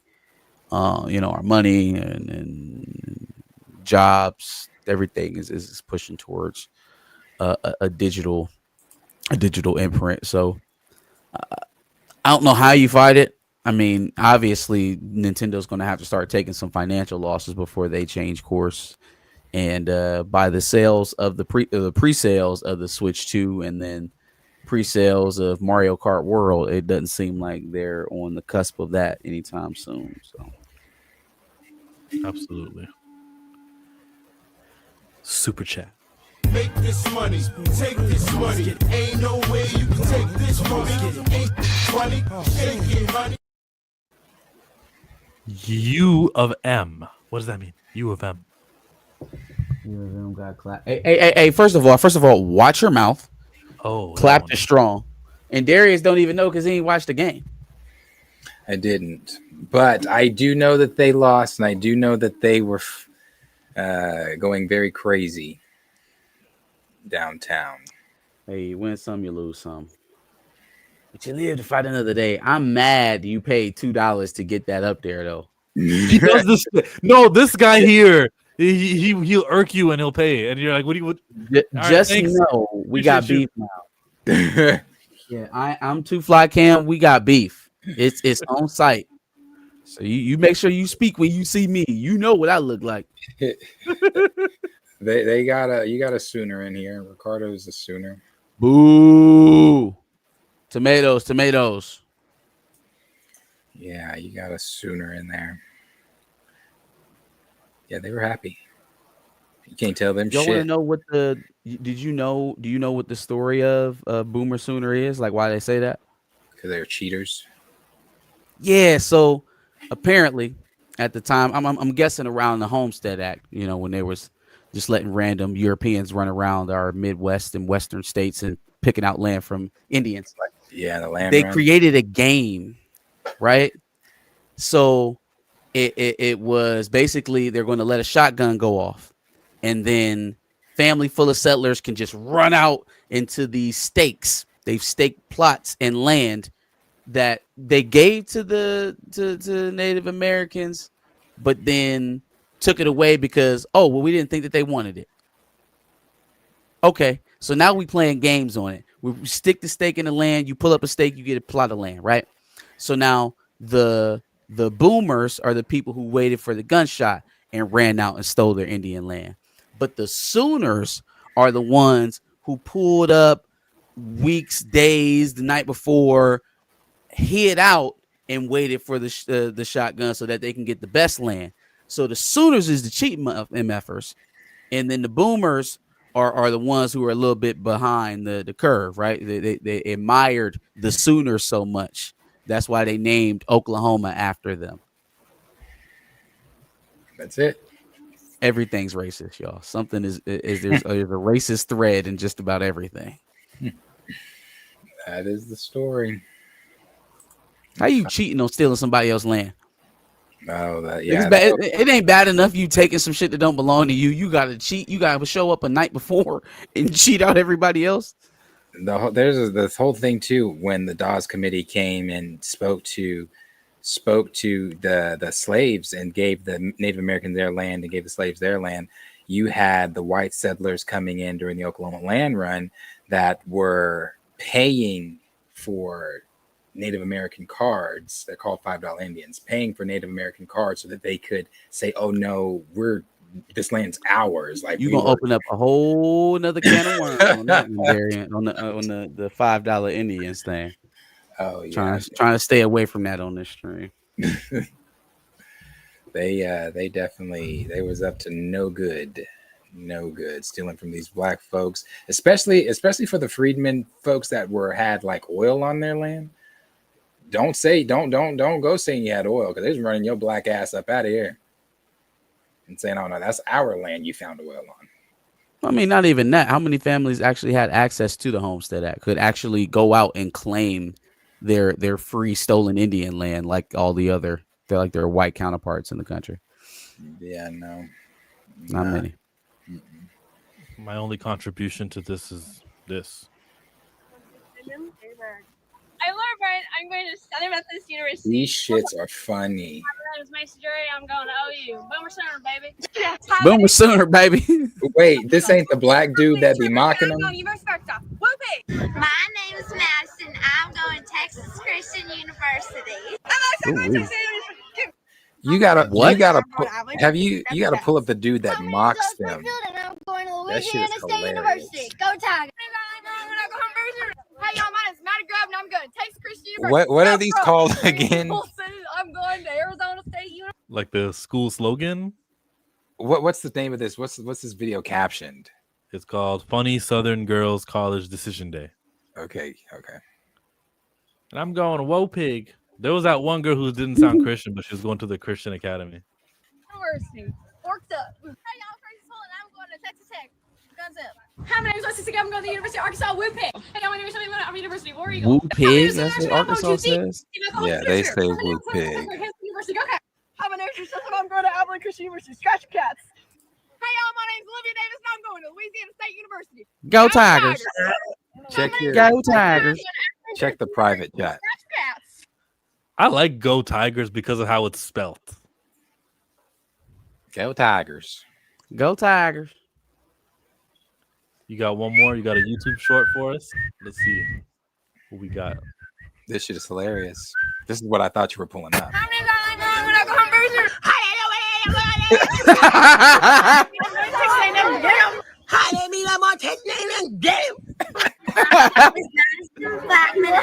to Texas Christian University. Oh, why'd they cut his ass off?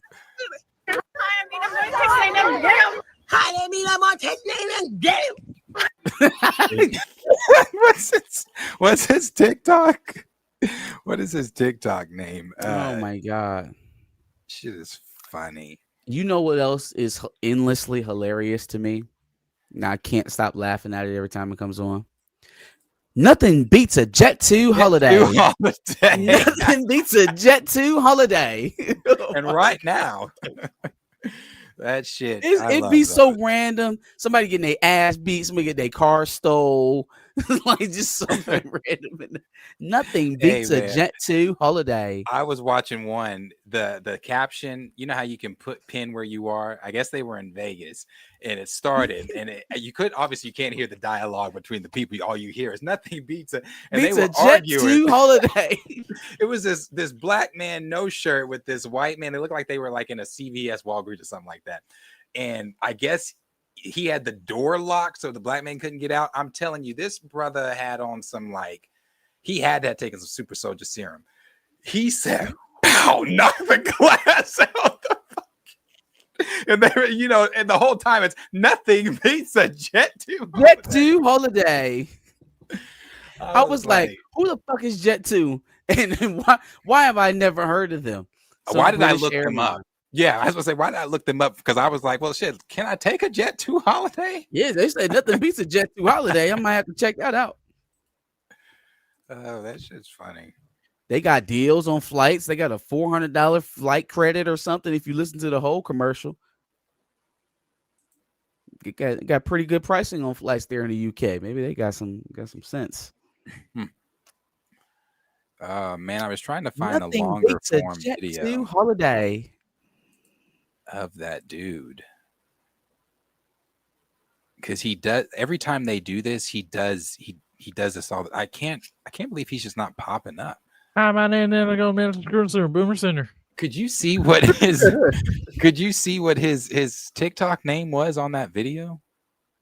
No, I looked too. I didn't see it. Damn, I wish I could find the longer form of that shit because that shit is fun. I was hoping they were going to get to the one where that girl was more soft with it. She was like, I'm from, because he does it. He'd be like, it's just so funny. There's this one that girl said, because, you have the same schools basically all the time. Another girl, when she did Woo Pig, you got to hear him do that Woo Pig. King Cody, I found him. Okay.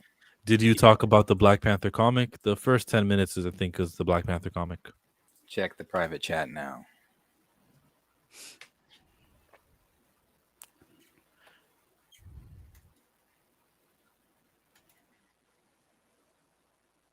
Hello, my name's. Okay. This is a long video. No, you don't have to watch this whole thing. Hi, my name's Justin. I'm trying to shake my ass tonight. You gotta go back to the where he's doing, where he's doing the college girls. Man, what?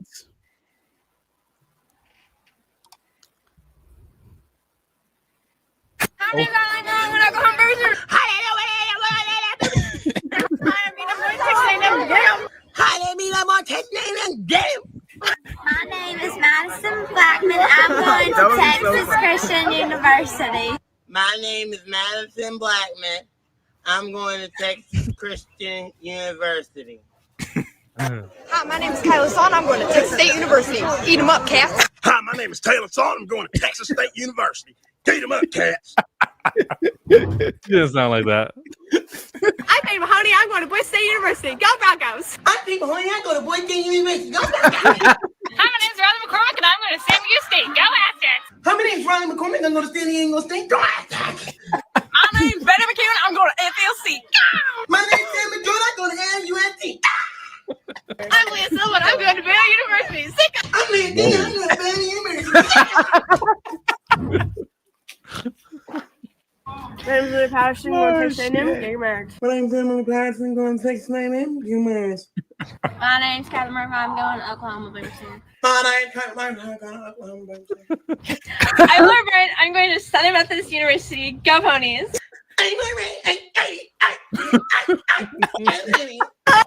Howdy. My name's Sarah Jordan. I'm going to Texas A&M. Howdy. My name's Sarah Jordan. I'm going to Texas A&M. Oh God. My name's Becca, and I'm going to Boston College. Go Eagles. My My name's Becca, and I'm going to Boston College. Go Eagles! Oh, she's going all the way to Boston. Hi, I'm Lucia F, and I'm going to Ohio State University. Go Buckeyes. My name is Carla, and I'm going to Binghamton. Go Bearcats. My name's Carla, and I'm going to Binghamton. Go Bearcats. I'm Malaria. I'm Malaria. I'm Malaria. My name's Kenzel Terry, Naval Academy. My name's Kenzel Terry, Naval Academy. Yeah, I've never My name's Dean Rios. I'm going to Texas Tech. My name's Dean Rios. I'm going to Texas Tech. My name is Sam, and I'm going to Colorado School of Mines. My name is Sam, and I'm going to Colorado School of Mines. My name's Avon, and I'm going to Columbia University. Go Lions. My name's Avon, and you're watching Disney Channel. Go Lions.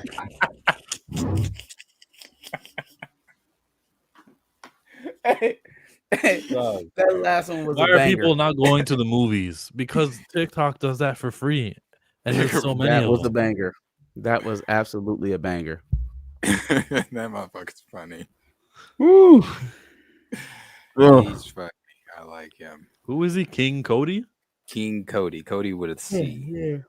Yeah. CODI. Hmm. Yeah. When I first saw him do that, bro, that shit was so funny. My To favorite answer one your was the question Buckeyes. That was the more best one. thoroughly about why people aren't going to the movies. It's not just the TikTokers, but also find a way to offer people, keep finding innovative ways to offer people values. I think the movie clubs are very good ideas for theaters to pick up on. Weekly concession deals, that kind of stuff. Continue to press value. Even McDonald's and Taco Bell have gotten smart and realized that, hey, maybe we need some value meals back on the menu because it's getting a little sketchy over here in terms of profit.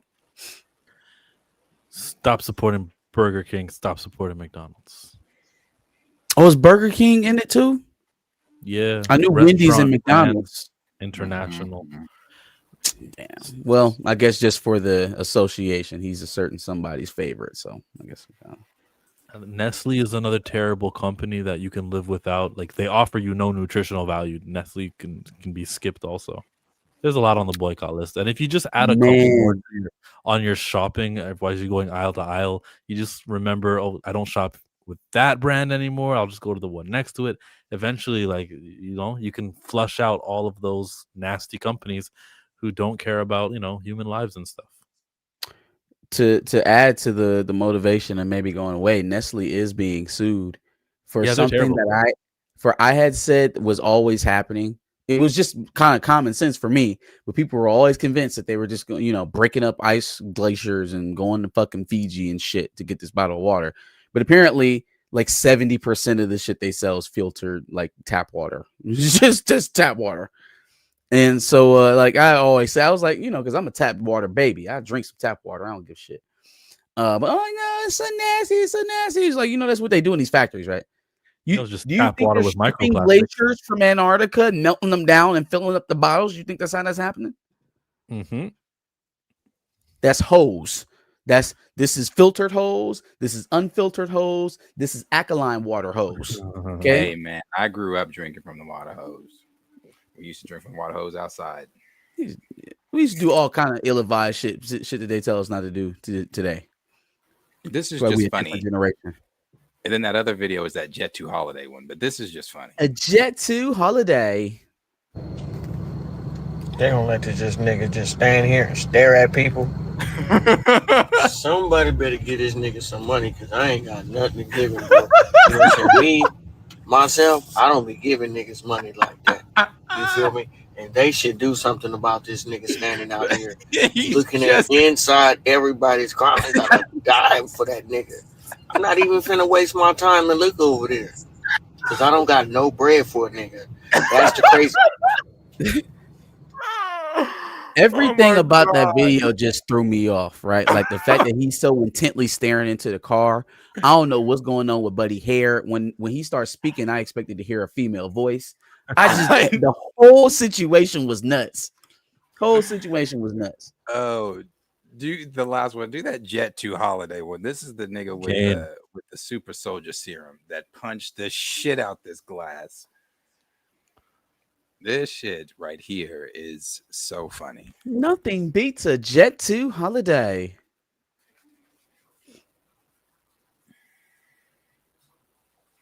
Yeah, Nothing beats Jet 2 Holiday. Jet 2 Holiday. £50 per person. That's £200 off for a family of 4. Wait a minute, let it play again. Nothing beats Jet 2 Holiday. And right now, £50 per person. That's £200 off for a family of 4. Oh, he got some super suits, bro. That shit with a one-hitter quitter. Oh. The worker said, okay. So we'll let you out. I mean, if you was gonna let him out at that point, no, climb. You climb. You're gonna bust out my window. Now you tried to open the door after he busted the window. I'm glad I grew up Caribbean. We cook everything. I barely eat out. So yeah, I eat out a lot. Last thing, beats a Jet 2 Holiday. Yeah, I don't get it. Why was that playing underneath that video? What was that about? Has that not been in your algorithm? Like a bunch of videos with that voiceover on them? Okay, what does it add though? What's the point?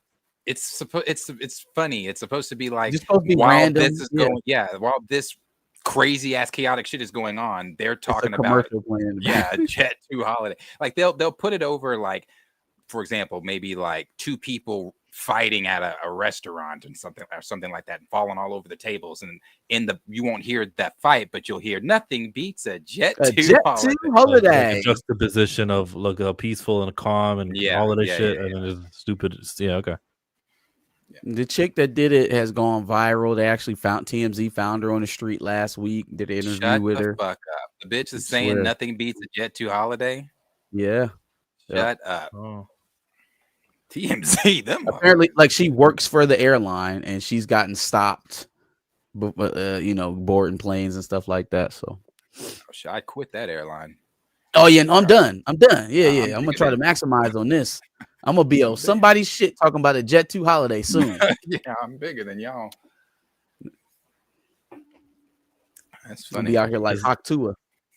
Yeah, I was about to ask, is there like a pioneer who's done something? I was thinking of the EA Sports. It's in the game. Hawk-Tua probably is the most successful, like, one soundbite, and I'm gonna make a life out of it. Yeah. EA Sports. I like Hawk-Tua. I think Hawk-Tua is like a fun personality. She didn't really do anything wrong. She was with her friends, and then now she does a podcast. She stole a bunch of money from people in a one of those scam investment crypto things. She did a rug pull and made millions off of people's investments. Oh damn! Is it really stealing if someone's stupid enough to buy a meme coin? Yes. Still stealing. Stealing from idiots is still stealing. It is still stealing. Yeah, they was trying to get some Jet 2 holidays. Nothing beats a Jet 2 holiday. You can get 50% off. 50% off. And right. What are you talking about? That's why it's so funny. That's funny. 2 Captain Americas. Count them, 2. That's the big news story coming out from Marvel. What? Why? Who? What? When? Where? And how right were we all when we saw Sam Wilson being Captain America? And we go, well, that's not lasting. Everyone? We were very right. Yeah, we were very right. I mean, they've been signaling this since that movie came out, that they were going to lay the performance at Anthony Mackie's feet and let that be the excuse for bringing in Chris Evans, which was always going to happen in the first place. Like, I thought the posture towards Sam being the quote unquote new Captain America was foolhardy in itself, because they never really meant it. There was always going to be a reason to go back to Steve at some point. So, I guess I kind of feel for Anthony Mackie, because I think he took them earnestly, that they were legitimately replacing Chris Evans' version with his. But at the end of the day, I think we all knew that it was never going to be that way permanently, and that the fact that it happened even premature of their original plan, which I think was just to have Sam lead the Avengers into a film like Doomsday until everything around him started failing. That even got cut a little bit short. So it's unfortunate, but I think everybody had that on their bingo card somewhere.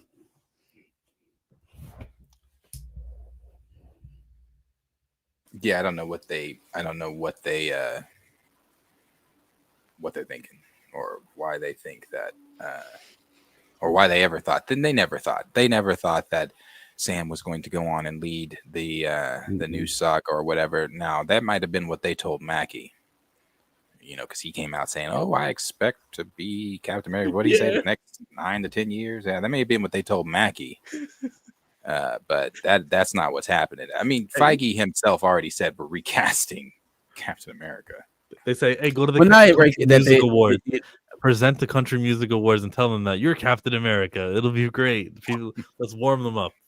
Man, and Anthony Mackie went and he did the press, and I want someone stick a microphone in his face right today so we can see what his reaction is to Captain America's coming back. And not only that, your studio head saying the reason why your movie failed is because the guy they're bringing back wasn't in it. Yeah. So I wonder how he felt about those comments. Mackie. But Mackie's such a team player. Yeah. That it probably didn't bother him. He's probably like, "Oh, I understand. No, also. I get it. I think all things are connected, y'all. I understand why Anthony Mackie's playing is so cool, because he already got his revenge. Y'all know that white woman that he was tonguing down the other day on the streets of New York, or where was he at? Wherever he was at, where he got caught canoodling, putting his tongue behind that woman's tonsils. That was Kevin. They were in Europe. Kevin Feige's? That was Kevin Feige's favorite off in Europe. He found Kevin Feige's side chick and took her from him and got purposely snapped by the paparazzi. And the only people that know is him and Kevin. Checkmate. And now Kevin's like, shit. That's why I'm knowingly tongue fighting. You see? That's why I was knowingly tongue fighting in front of the paparazzi with this white woman, because it's really Kevin's white woman. That's funny. Maybe. Yeah, but Anthony knows. He has to know. And I, again, still wonder what he feels about Kevin's comments. So he's not Captain America. He's Captain Falcon for Doomsday and Secret Wars. And he might even, maybe still be there as Captain Falcon after the reboot, but he ain't gonna be holding that shield alone. Somebody else gonna be next to him holding theirs. And they're saying that just like the comics, they love to say that, even though I disagree with the comics when they do it. But just like the comics, there's gonna be 2 people who are calling themselves Captain America. Yeah. So the next movie will be called Captain America's with an S. That's gonna work just like the comics. Captain America's. Yeah, man. Captain America's fight for the real one. When I see Steve on screen, I'm gonna say that's Cap. When I see Anthony Mackie's Sam Wilson dressed up, I'm gonna say that's Cap. You get it? Yeah. I'm very So I think that the enemy of representation is quantity. And he was much better off being Falcon and staying Falcon and getting the Falcon brand elevated with this Brave New World movie, no matter what the plot would have been. Just knowing that Falcon is movie worthy would have done wonders for the character, because the Captain America thing didn't matter. Steve is back. Facts. Holding his hand. Nothing beats a red, white, and blue Captain America. Right now, you can make 50% more box office by switching to the white guy. Yeah, I mean, he has to know that they're coming back with that. So when I see Steve Rogers, I'm saying that's Cap. When I see Sam Wilson, I say that's Cap. Clip me. Maybe he did believe him. Maybe I think he honestly believed him. Yeah, and then after they saw, and they knew Brave New World was going to do what it did, but after they saw what Brave New World did, they were probably like, hey, Anthony, this is uncomfortable, just as uncomfortable for us as it is for you. I know we had that talk a few weeks ago. We know that you already publicly spoke. We told you not to do that, but we told you not to do that. but things are moving in a different direction. That's how the Marvel train works over here. You've been here a while. You know how things work. You still get to be Captain America. You're just as Captain America as see this. Okay. Yeah. Imagine gatekeeping your position as the head male black actor in the Marvel office. Gatekeeping it. No. There can't be another chat-like figure in the office because then that would diminish my role. He didn't actually say that. That's my summation of his comments. But imagine doing that and then losing your spot just one project later. Just one. That's all it took was for the audience to see you as the leading man one time. One time. He made more than Thunderbolts too. He did make more than Thunderbolts. Except that director got a sequel, and the director here didn't. Isn't that something? Julius Ono got ran out the back. We ain't seen or heard from that man since. But man, Jake Shire about to be on the X-Men.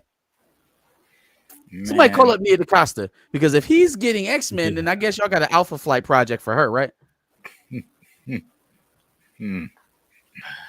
Oh man. But you remember the reports were saying that people that were working on the movie, the VX people were even saying this is going to be shit.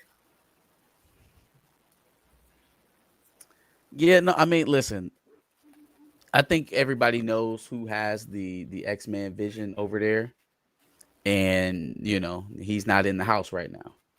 Man, so, I just rewatched 97. He's not in the house. It would behoove them to open the door. But if he's not in the house, I don't know if I'm coming in. You know what I'm saying? Because otherwise, it's looking kind of scary over there, though. Like, I guess I kind of get what they're going for when they looked at Thunderbolts and said, okay, this guy can do X-Men. But when you get the audience reception, how do you then look at that and be like, yeah, no, trust this guy. Trust him. Like, that's the only thing we got to go off of in terms of this masked ensemble cast, these big overarching themes. The only go of it is Thunderbolts, and that's the green light for X-Men. That just feels hasty.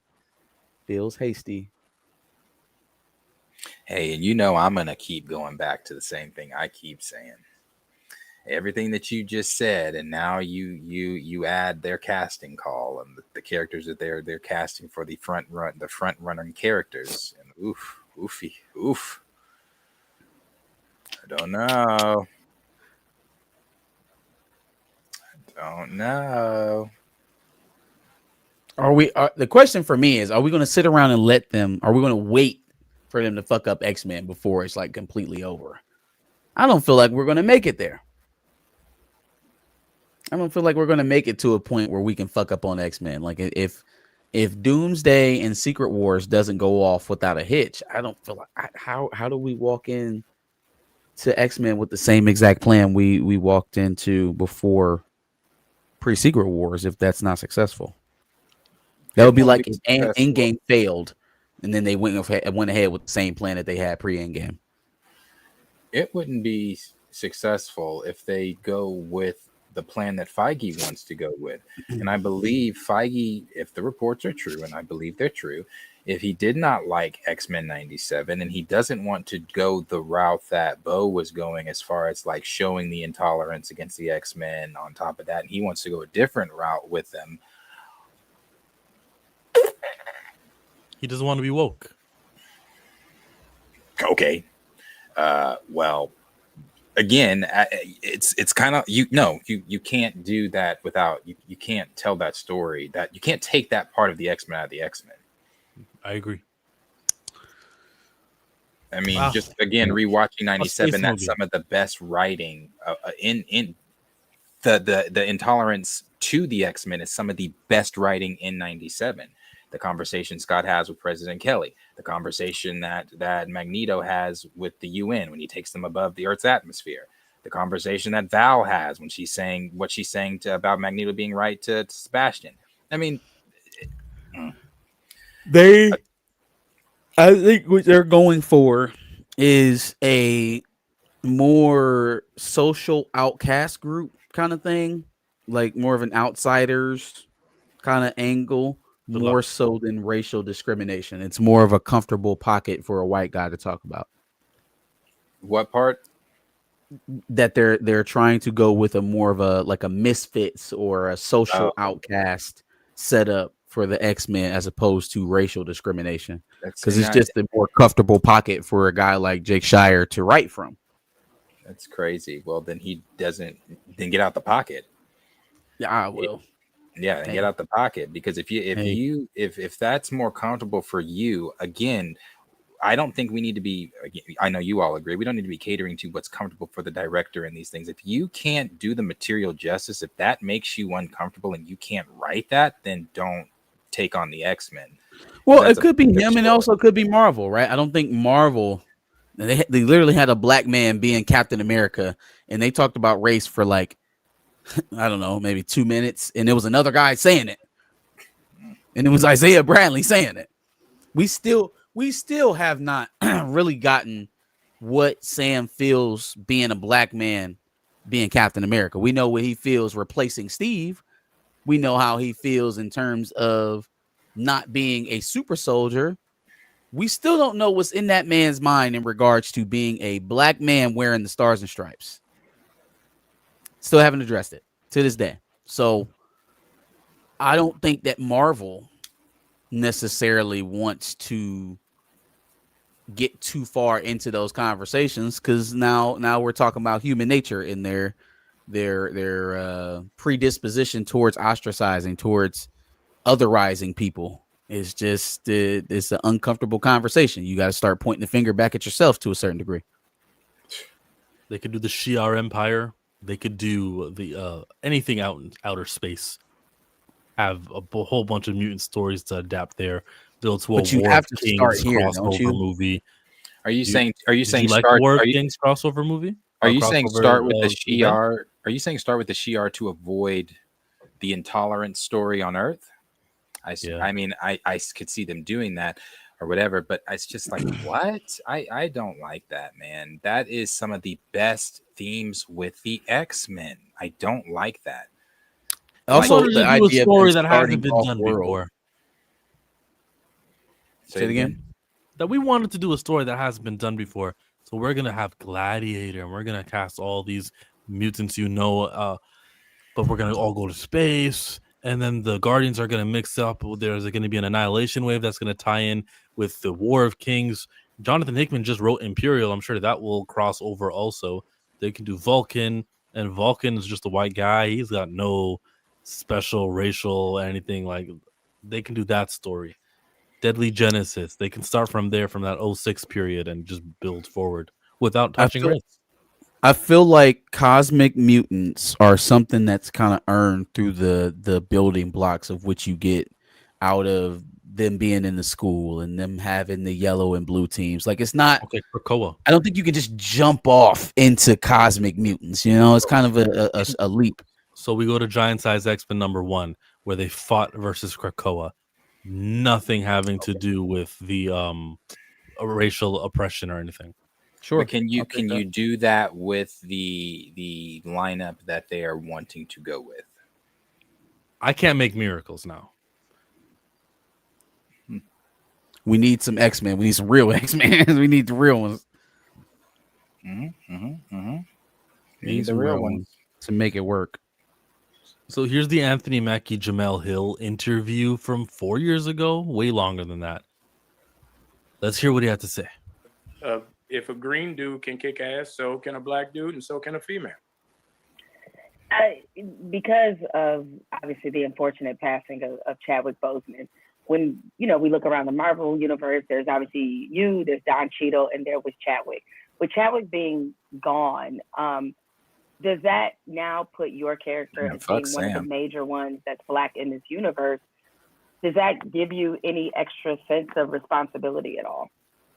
Of course. I think, I knew Chad for a very long time. We met in 1998, 1999, when he was at Howard. And I knew him for a long time. And I'm proud to say, in his legacy, he left a generational turn of acceptance, of understanding. And I think that's why 2020 was so profound in so many different ways. And I think that's why when you saw most of the protests, a vast majority of those people protesting were white. When you look around the world, a vast majority of those people protesting were white. So the responsibility for me is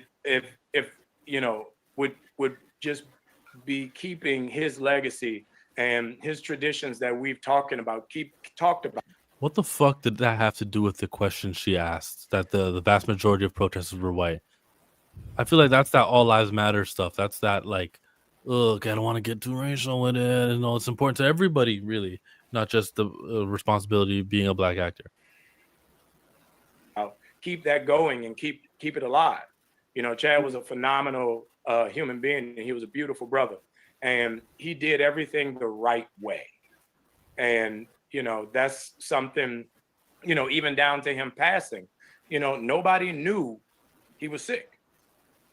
His private life was private, his circle was tight, and everything that people will never know the amount of philanthropic work, the amount of charity work, the amount of support that Chad gave people, because he didn't do it for press. He didn't do it to be acknowledged. He did it because he was a good human being. And, that's something that with the Falcon, I definitely try to lean towards and carry on that part of his legacy. There has been a lot of conversation about what should happen to his role as Black Panther, what should happen to T'Challa. I know what happens in the comic book, of course, but as somebody who knew him, do you think Chadwick would want his role to be recast? No, you can't recast it. I mean, he did that role in a way. Listen to all of that shit. So all of that shit he talk, man, he's such a selfless guy, and he doesn't do it for the attention. He does it because it's the right thing to do. Yeah, but Anthony Mackie, would Chad want him to be recast? No, he wouldn't.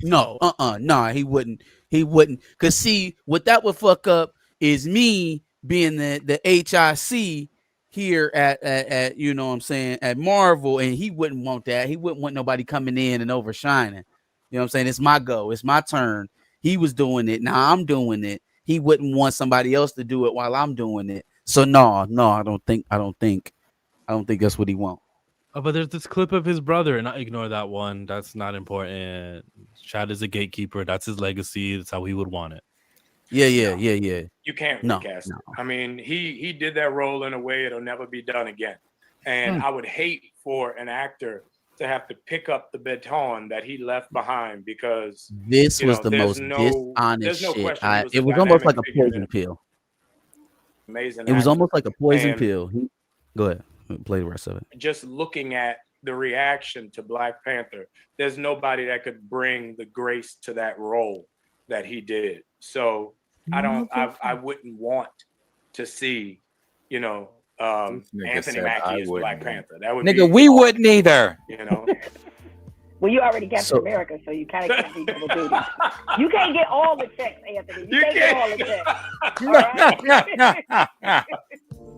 I forget how disgusting that was. It really was. It was nasty. It was a poison pill, right? It signaled to people, fans, people who were just passing by on this subject. Oh no, it's wrong. It would be wrong to try to have somebody else in there, and then to say nobody else can do it. I've heard this man talk about being typecast. I've heard him talk about how limited opportunities are for Black actors, how hard he's fought to not be typecast into certain roles. And here you are, guys, that same Black actor closing a door on somebody else's opportunity, trying to protect them from some hate that hasn't come, right? Some mythical hate storm that hasn't hit anybody yet, but you're protecting him from it. Boy, I tell you what, boy, these boys be at the gate They Watch out be now. at the That's gate Captain like Jesus America. on the other side. That's when Captain America said that. Got it? That shit crazy, boy. He said, I wouldn't want to see somebody else. Yeah, I would hate for an actor to take that role and to get hated. So now I know who behind the scenes telling all the insiders, no, we would hate that. We can't recast T'Challa. It's not gonna happen. Now we know who in Kevin Feige's ear, like, no, man, don't do that. Yeah. That's not right. That ain't what the Black Panther crew want. That's not what they want to do. And then with so much emphasis and from his chest, gonna say, nah, he wouldn't want to recast. Nigga, you like, man, Chad's such a selfless person, so he would want somebody to take over his role, right? Nah, you can't do that. That's the thing. And you want to know how I know that? You want to know how I know that? Because what I said earlier, we go way back, like 98. We go since like 98. I know that man since 98, and he told me when he first got the Black Panther, he said, Anthony, he said, if I'm wrong, don't let nobody else take my role. And I said, you know what, brother, I got you. You know what? I think I'm remembering that a little wrong. I think he told me that in 98. It was way back in 98. He said, I saw a vision. I had a vision. I'm gonna be the Black Panther. But if I can't carry it, you make sure nobody else takes it ever, okay? Ever? To honor me. Yeah, bro. So we go way back. That's how I know. It makes sense when you put it like that. Yeah, nah, he's that's funny. He said, I wouldn't want to see Anthony Mackie, the Black Panther. Nigga, us either. I wouldn't want to see that either. But what? And yes, he would portray the character. Whoever the new actor would portray the character different than the way Chadwick did. It would be like he did, because Chadwick Boseman is only Chadwick Boseman. He can only do Chadwick Boseman roles the way Chadwick Boseman would do them. That is not a reason to gatekeep the character. So fucked. And it's I'm kind of glad. embarrassing seeing how everybody else in that studio has handled recasting, and then looking at the Black Panther franchise and seeing how tied to the incident they even remain today. It's just like, clearly there's a standard of how this goes, and some of us are just not. They're just kind of not with the program. They just not with the shits, right? Like everybody else, Dave Filoni, with Balin Skull when where he got else? Rory McKine. We Who got was Harrison over- Ford. Harrison Thunderbolt Ford, Ross. yeah, Julius Ona, like everybody else is like, yeah, you know, it was either funny or tragic, but either way, we built a bridge and we got over that shit and kept working and doing what was best for the production and not necessarily what's best for, our fields. And the Russos was like, nah, you're gonna be Falcon. Yeah. Could At you least they let him stay in the movie. Anthony Mackie being T'Challa? Imagine when he's done chasing Bucky and Cap and he takes off the mask and instead Be like, I'm T'Challa, y'all. Yeah, it's Mackie taking off that mask and Cheeto going, Your Highness. Hell no. Can you imagine Mackie talking to Widow in Michael J? I don't think I've ever heard Anthony Mackie do an African accent. No. I don't think I've ever heard it. I don't think, and I've said this many times before. I don't think Mackie is like the best of the best or anything like that. But we don't. Is this a Mackie roast stream? I liked Mackie in his Falcon role. He needs to stay there. He also hit me wrong with the whole, don't run up to me if you see me in public. I wouldn't do that anyway. I'm not looking for Mackie, but the don't run up to me when you see me in public. I'm pumping gas and I tell you no, back off. Hey, brother. He strikes me as one of those people that that happened to him one time, and now that's his story. reality. Yeah, that's his story. Man, I'm so tired of these people running up to me. That shit probably happened. Like, hey man, what you was in? She gotta have it. Hey, what's up, man? I loved you in that movie, man. Or not, she gotta have it. She loves me. She hates me. She hates me with Kerry Washington. Spike Lee joint. I'm pumping gas right now. That happened to him one time, and now everybody just be in the streets trying to stop him to get an autograph and shit. Like, remember? Hey, yo, Tupac, can I get an autograph? Yeah. Hurt that little girl's feelings. Told that little girl whatever he told her. Hey, nah.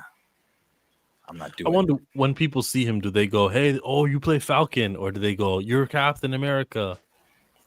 I wonder. Or they just keep walking. They keep walking.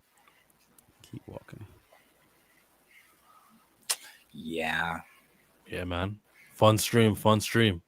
A super stream, actually, because we have one more super chat. Never take a damn thing slow. All I know is chase this dough and get money. Yeah.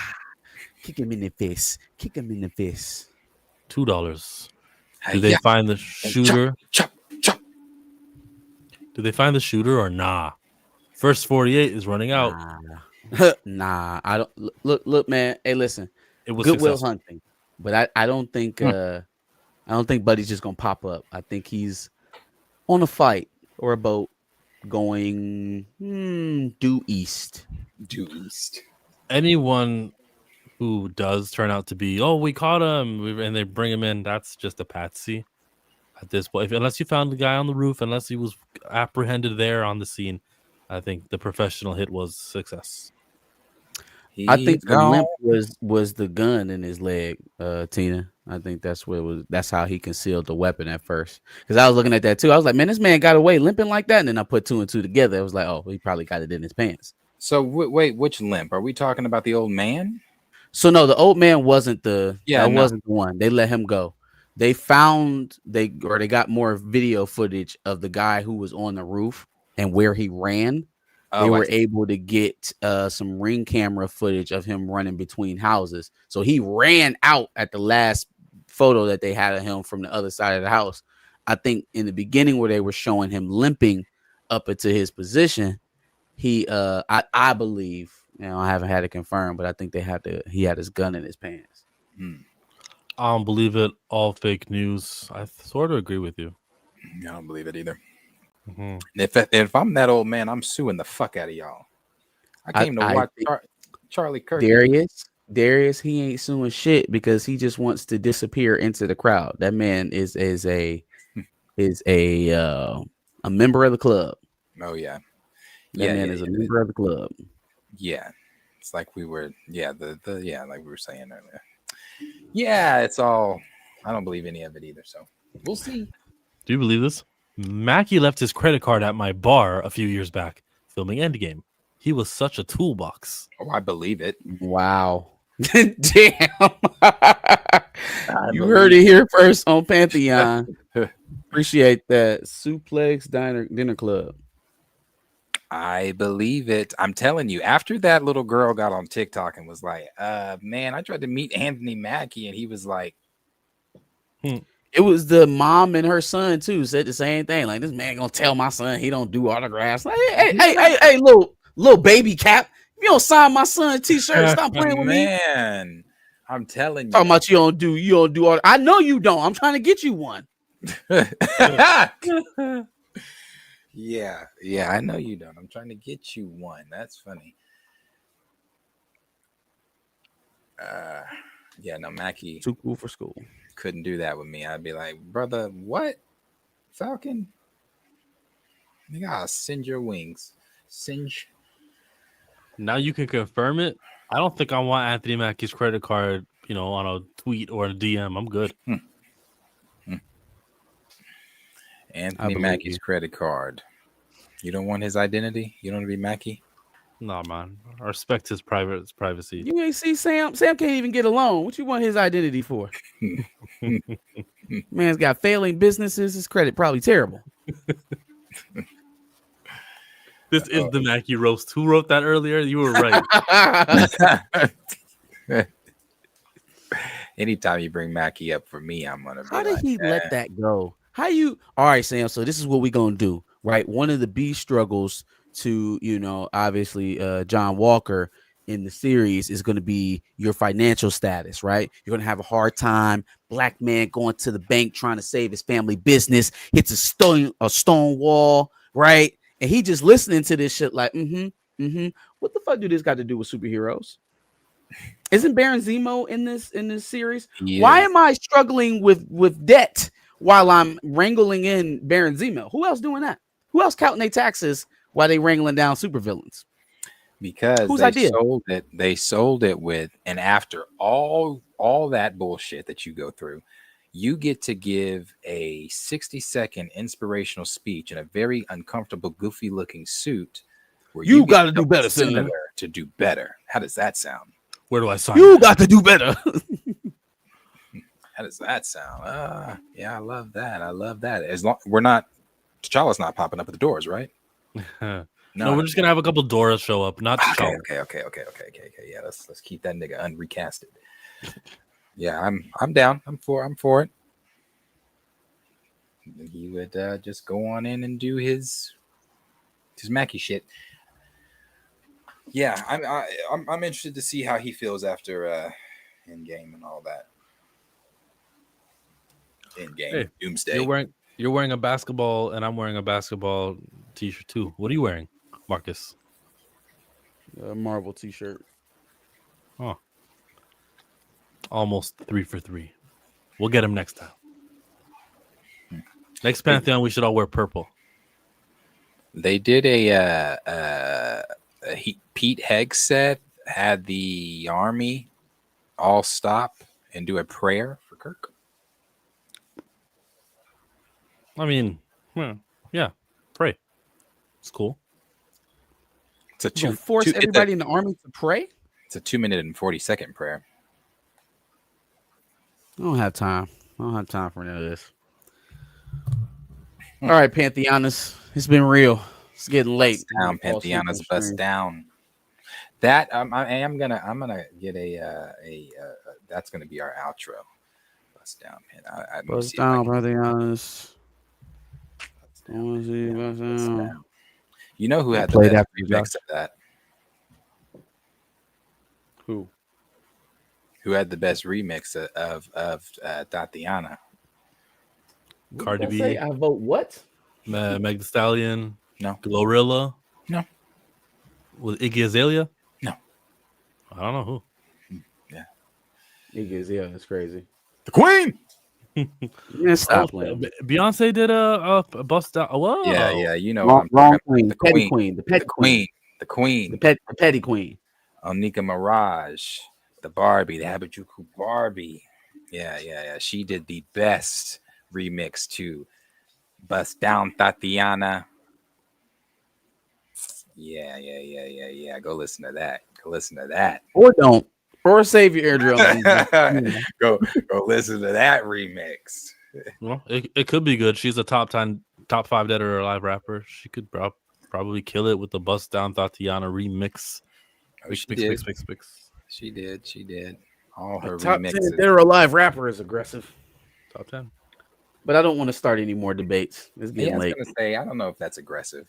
I think it's kind of, it's respectable. It's what she deserves. Okay, let's get out of here before Darius hands her an Oscar or some shit. Hey, for some of those acting jobs she does in those music videos, she might. Okay, hey, listen, it's been real. I thank you all for showing up. Yeah. Let me talk to you. 15.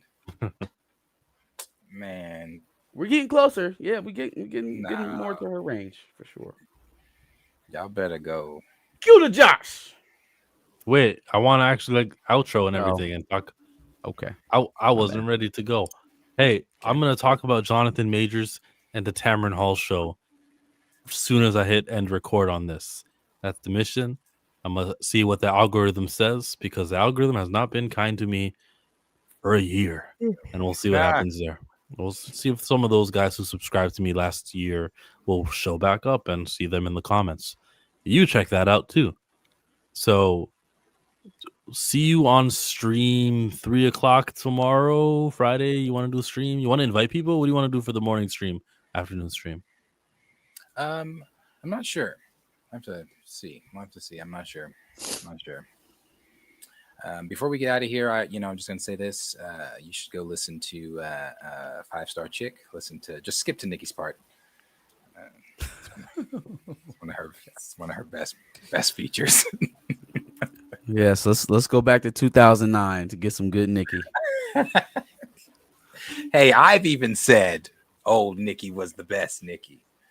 That old Nikki, that good. Oh, you want the old Nikki, the old Nika, the old Nikki, the Nicki Minaj, the Nicki Ninja, the Nicki the Barbie, the Roman Nikki.